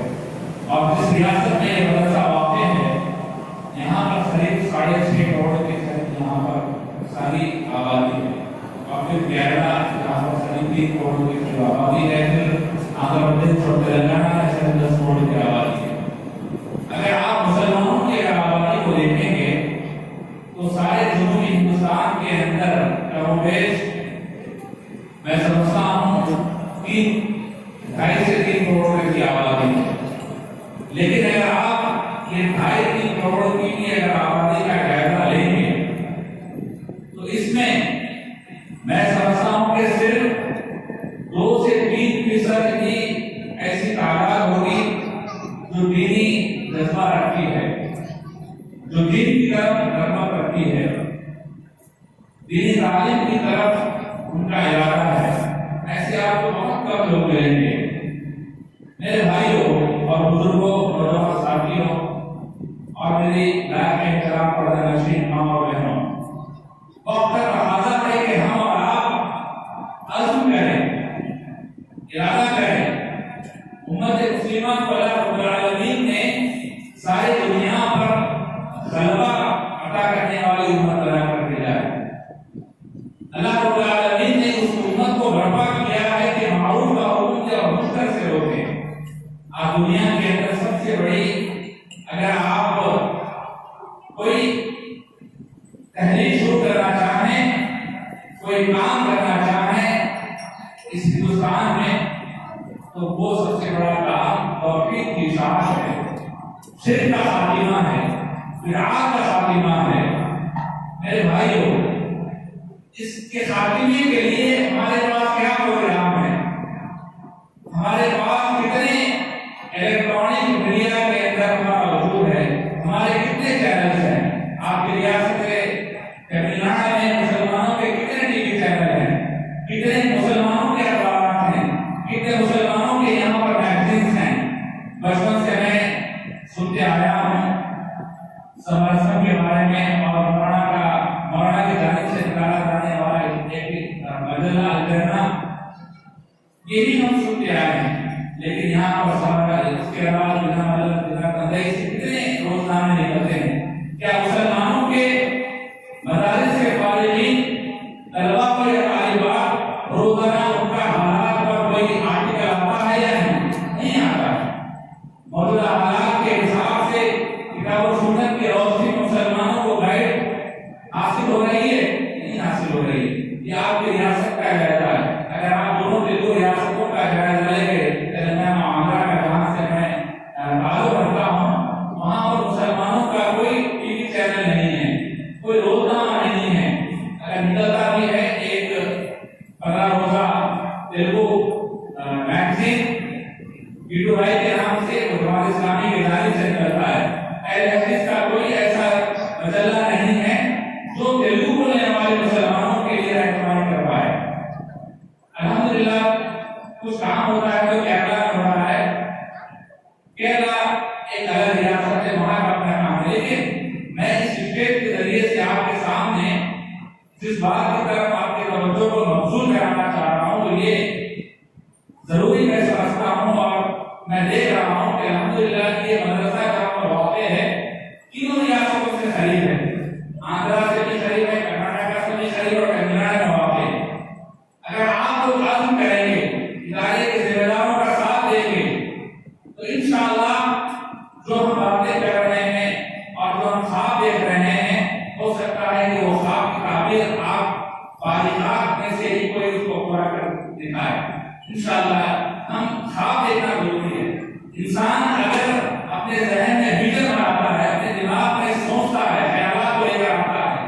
तो वही चीज अमली तौर पर भी मुमकिन होती है। हम ख्वाब देखें, ख्वाब देखने का मतलब यही कि आप सिर्फ ख्वाब देखते रहे, अमली तौर पर अल्हम्दुलिल्लाह हम काम करें, ऐसे इदारों में लाकर अपनी बच्चियों को तालीम दिलाएं और ऐसे इदारे के हम मुआविन बनें, चाहे वो वक्त के जरिए से आप अपना ताउन करें, पैसे के जरिए से अपना ताउन करें, या आपकी सलाहियत कुछ भी हो, 10 मिनट की सलाहियत है, आप वॉलंटियर बनकर अपने आप को करें, इदारे के लिए वहाँ करें, पार्टिसिपेट करें, अपने वक्त को दें, इंशाअल्लाह के जरिए से इंकलाब बर्पा हो सकता है। तो मैं यहाँ के जिम्मेदारों का बड़ा मशहूर हूँ कि अल्हम्दुलिल्लाह 17 साल पहले जो कोशिश की, जिसकी बुनियाद रखी गई, जिस एक मकसद के लिए आज अल्हम्दुलिल्लाह ये इदारा जवानी की तहरीस में खत्म कर चुका है। इंशाअल्लाह अल्लाह तबारक व तआला इसको दिन दुगनी रात दुगनी तरक्की अता फरमाए, यहाँ के असातिज़ा किराम के औकात में बरकत अता करे और बेहतरीन से बेहतरीन असातिज़ा किराम आप इस इदारे को हासिल हों, जिसके जरिए से वो लोग ऐसी तालीमात को तैयार कर पाएं जो तीनों रियासतों के अंदर तौहीद की शम्मा को रोशन करें और बिदात व खुराफात का खात्मा कर पाएं और इस्लाम की दावत को आम कर सकें। मेरे मोहतरम तालिबात और उनके सरपरस्त हज़रात, जरा और एक बात की तरफ इशारा करते हुए खातिमा करूंगा। तालिबात यानी ख़वातीन का बड़ा अहम किरदार है हमारे माशरे में, क्योंकि दुनिया के अंदर आबादी ख़वातीन पर मुश्तमिल है। तो आपका जो मुकाम और मर्तबा है ये कोई मामूली मुकाम और मर्तबा नहीं है। अगर आप अपने मकसद को जान लेंगी, अपने मकसद को पहचान लेंगी, तो इंशाअल्लाह आपके जरिए से बड़े बड़े कारनामे अंजाम दिए जा सकते हैं। और इस्लाम की दावत में सबसे पहले शहीद होने वाले कोई मर्द नहीं थे, सबसे पहले शहीद होने वाली एक खातून थी, सुमैया रज़ियल्लाहु अन्हा। यह हमारे लिए आपके लिए बहुत बड़ी मिसाल है, ये हमारे लिए बहुत बड़ी दलील है कि इस्लाम की शान में अपनी जान को कुर्बान करने वाली ये खातून है।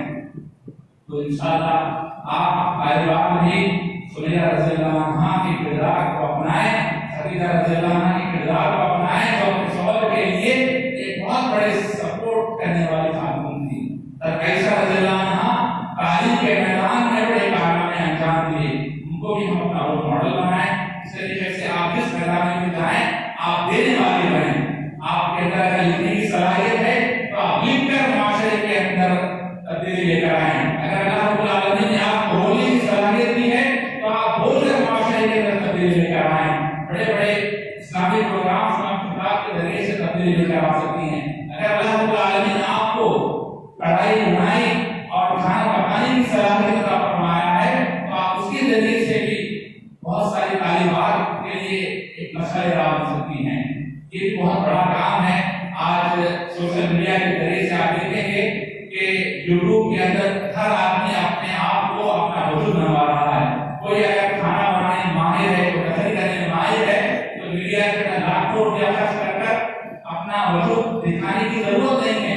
में अपना वीडियो निकाले, ऐसे पर्दावाली ख़वातीन काम कर सकती हैं। बर्दाश्त की साहबा केरला में बैठकर कितना बड़ा काम कर रही है। अल्लाह तबारक व तआला आपने 21 तालिबात को भी बर्दाश्त में जैसा एक बेहतरीन मालिमा बनाए, एक मुखर्रा बनाए। तो एक आपके सामने मिसाल देना, ऐसे कई मारूफ ख़वातीन अल्हम्दुलिल्लाह हमारे हिंदुस्तान में पाई जाती हैं, आपकी रियासत में पाई जाती हैं, पड़ोसी रियासतों में पाई जाती हैं। बहुत सारी आप तलाश करेंगे तो आपको मिल जाएंगी। अल्लाह रब्बुल आलमीन आपके मुकाम और मर्तबे को अल्लाह ताला बुलंद फरमाए, आपके इल्म में अल्लाह रब्बुल आलमीन बरकत अता फरमाए। आप जहां पर भी जाएं अल्लाह रब्बुल आलमीन आपके जरिए से, आपके इल्म के जरिए से इलाही का नाम भी रोशन हो जाए और आपका भी नाम रोशन हो जाए। और जहां कहीं आप जाएं तो वहां आप इदारे को नुकसान पहुंचाने वाली ना बने, इदारे को फायदा पहुंचाने वाली बने। अगर अल्लाह रब्बुल आलमीन आपको बड़े घरों में निकाह कराकर अगर आपके माँ बाप भेजे तो वहाँ के सरपरस्तों को, वहाँ के जिम्मेदारों को आपको ज़हन साबित कर आप इस इदारे की तरफ उनकी तवज्जो को मबूल कराएं ताकि इदारा और फले फूले। मैं आखिर में मौलाना साहब और हमारे रफीक चंदा साहब का और दीगर जिम्मेदारों का मैं दिल से बड़ा ममनून और मशकूर हूँ कि आपने मुझे आपके सामने कुछ बातें आज करने की बयान करने की सादत फरमाई है वापस नबी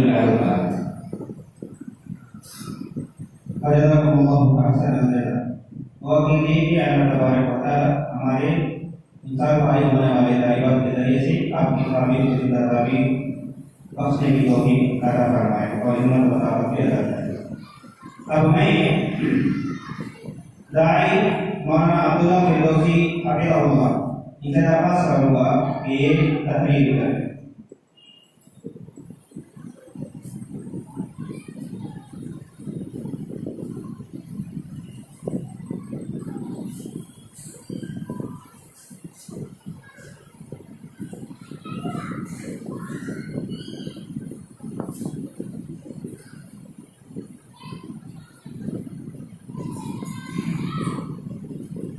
السلام عليكم ورحمة الله وبركاته.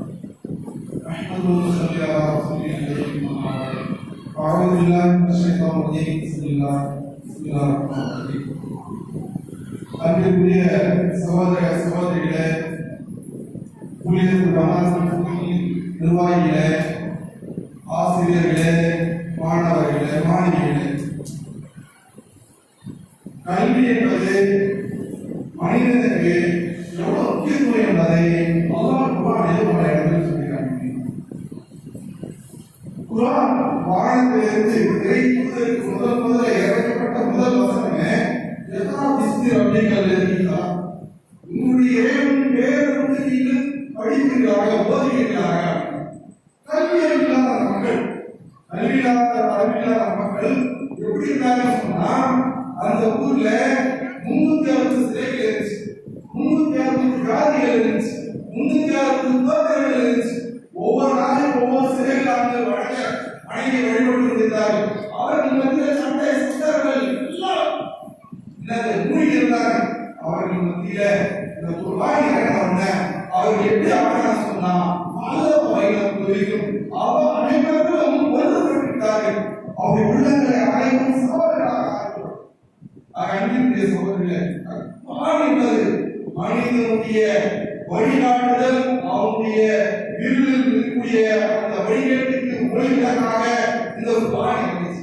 ஆகவே குர்ஆன் முதல் வாக்கிலே நீங்கள் ஓதுவீர்களாக என்று சொன்னார். அந்த வசனத்துடைய இறுதியில அப்பொழுது இறக்கப்பட்ட அந்த வசனத்துடைய இறுதியில் என்ன அல்லாஹ் சொல்றான், மனிதனுக்கு அல்லாஹ் எப்படி கற்றுக் கொடுத்தான், வேண்டுகோளை கொண்டு கற்றுக் கொடுத்தான். இதெல்லாம் கற்றுக் கொடுத்தான் அல்லாஹ் மனிதன் அருகாமல் அன்பிற்குரிய சகோதரர்களே, இந்த கல்வி என்பது அல்லாஹ் சுப்ஹானஹு வ தஆலா இந்த உலகத்தில் படைத்த குர்ஆன் மனிதனுக்கு தான் அல்லாஹ் சுப்ஹானஹு வ தஆலா இந்த கல்வியை கொடுத்திருக்கிறார். படிக்கக்கூடிய ஆற்றலை கொடுத்திருக்கிறார். அல்லாஹ் குர்ஆனில் சொல்லுகிறான், அல்லாஹ் இன்சான வஅலஹு பயான், மனுஷனை படைத்து அவனுக்கு பயான் என்ற ஆற்றலை கொடுத்திருக்கிறார். ஒரு விஷயத்தை கேட்டு நிறைத்து மற்றவர்களுக்கு கற்பிக்கக்கூடிய இந்த தன்மை யாருக்கு இருக்குன்னு சொன்னா, அது மனுஷனுக்கு தான் இருக்கிறது. ஏன் இருக்கிறது? அல்லாஹ் இன்னும் சொல்ற பாருங்க, அல்லாஹ் ஆதம் அஸ்ஸலாமுல்லா இந்த உலகத்தில் உள்ள எல்லா வஸ்துக்களின் பேர்களை மனுஷனுக்கு தான் கற்றுக் கொடுத்திருக்கேன். ஏழை மீன்கள் கற்றுக் முடியாது.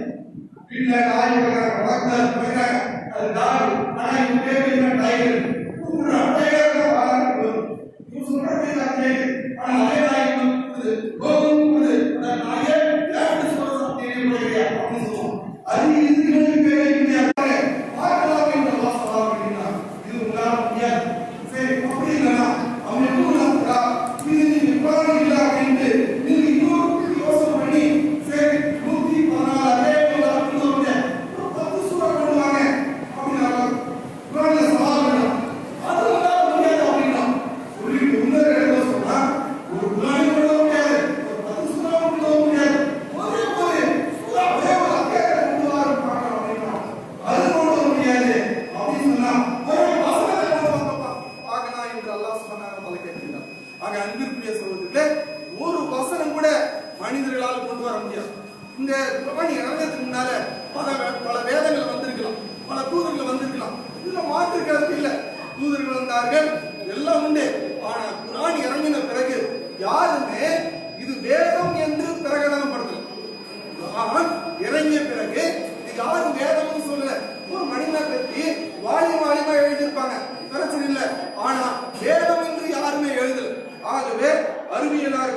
ஆன்மீகமாகட்டும் அரசியலாகட்டும் அனைத்துக்குமே சவால் விடக்கூடிய ஒரு உயர்ந்த கருத்து எதுன்னு சொன்னா குர்ஆன் தான். இன்னைக்கு அறிவியல்ல கண்டுபிடிச்சு எங்கெங்கயோ போயிட்டு இருக்கான்.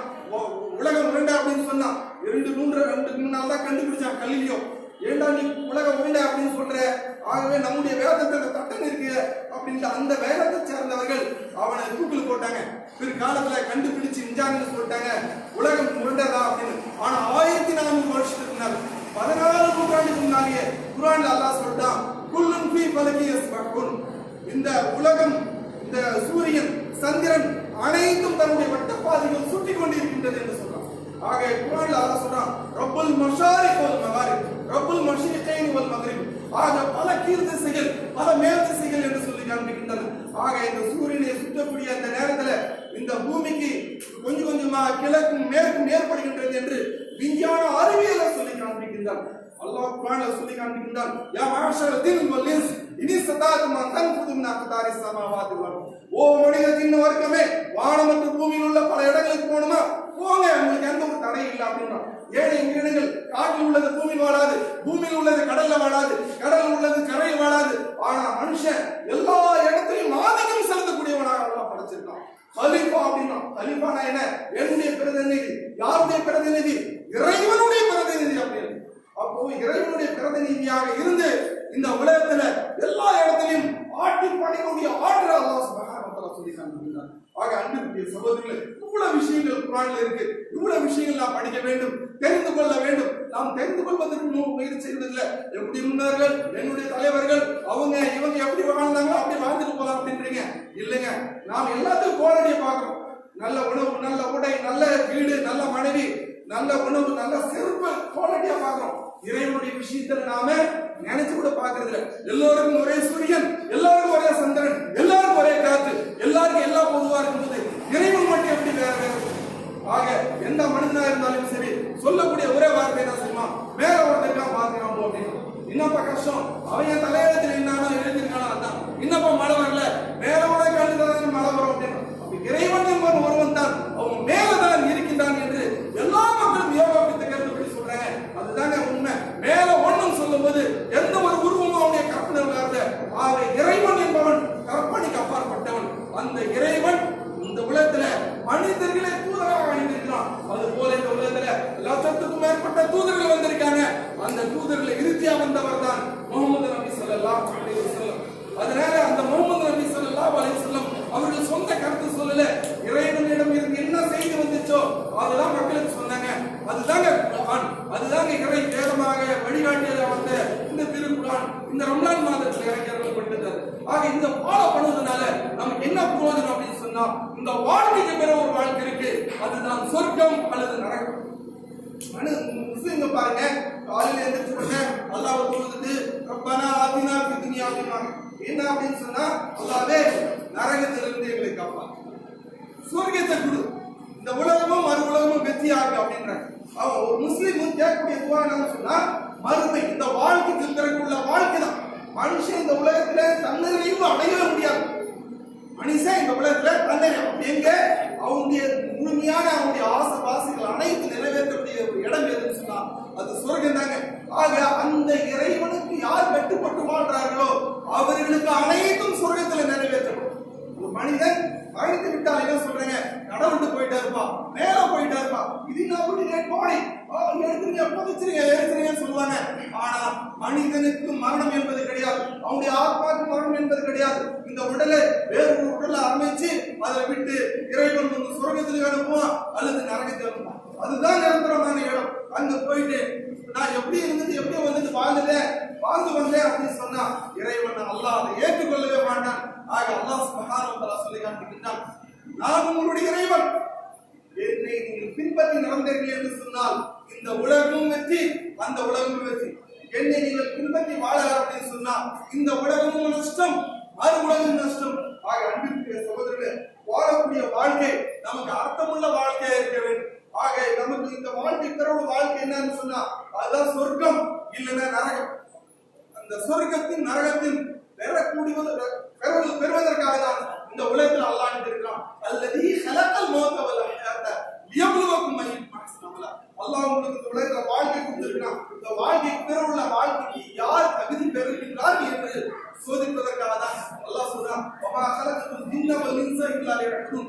மனிதத்தின் வரைக்கும் என்னை வணங்குவதற்காக தான் படைச்சிருக்கிறேன் அப்படின்னு சொல்லி காமிக்கிறார். ஆகவே படைத்த இறைவனை புரிந்து தெரிந்து வாழணும்னு சொன்னா இந்த வாழ்க்கைக்கு பிற ஒரு வாழ்க்கை இருக்கு. அதுதான் நிரந்தரமான வாழ்க்கை, சொர்க்க வாழ்க்கை. இல்லைன்னா இந்த வாழ்க்கைக்கு பிற ஒரு வாழ்க்கை இருக்கு. அந்த வாழ்க்கை நஷ்டம் உள்ள வாழ்க்கையா மாறிடும், நரகத்துக்கு மாறிடும். ஆக நான் அல்லாஹ்வுக்கு பயந்து கட்டுப்பட்டு அவனுக்கு இந்த உலகத்துல நல்ல அடியார்களாக வாழ்ந்து இறைவனை சந்திப்போமாக. இந்த வாழ்க்கைக்கு பிற ஒரு வாழ்க்கை இருக்கு. அதுதான் நிரந்தரமான வாழ்க்கை, சொர்க்க வாழ்க்கை. சொர்க்கத்தை பெறக்கூடிய மக்களாக ஆகுவோமாக. நரகத்திலிருந்து அல்லாஹ் நம் அனைவரும் காத்தருள் புரிவானாக என்று கூறி வாய்ப்புக்கு நன்றி கூறி விடைபெறுகிறேன். வாசுதாவா நான் அல்ஹம்துலில்லாஹ் ரப்பில் ஆலமீன். அஸ்ஸலாமு அலைக்கும்.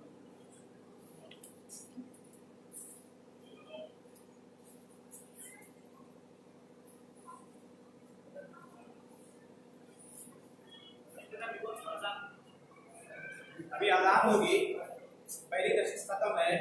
अजान के बाद नमाज के बाद 7 बजे इंशाअल्लाह हमारा जलसा फौरन शुरू हो जाएगा। और तमाम से गुजारिश की जाती है कि नमाज की तैयारी कर ले। अभी अजान होगी, नमाज की फौरन बाद उसकी नसीहत शुरू होगी इंशाअल्लाह।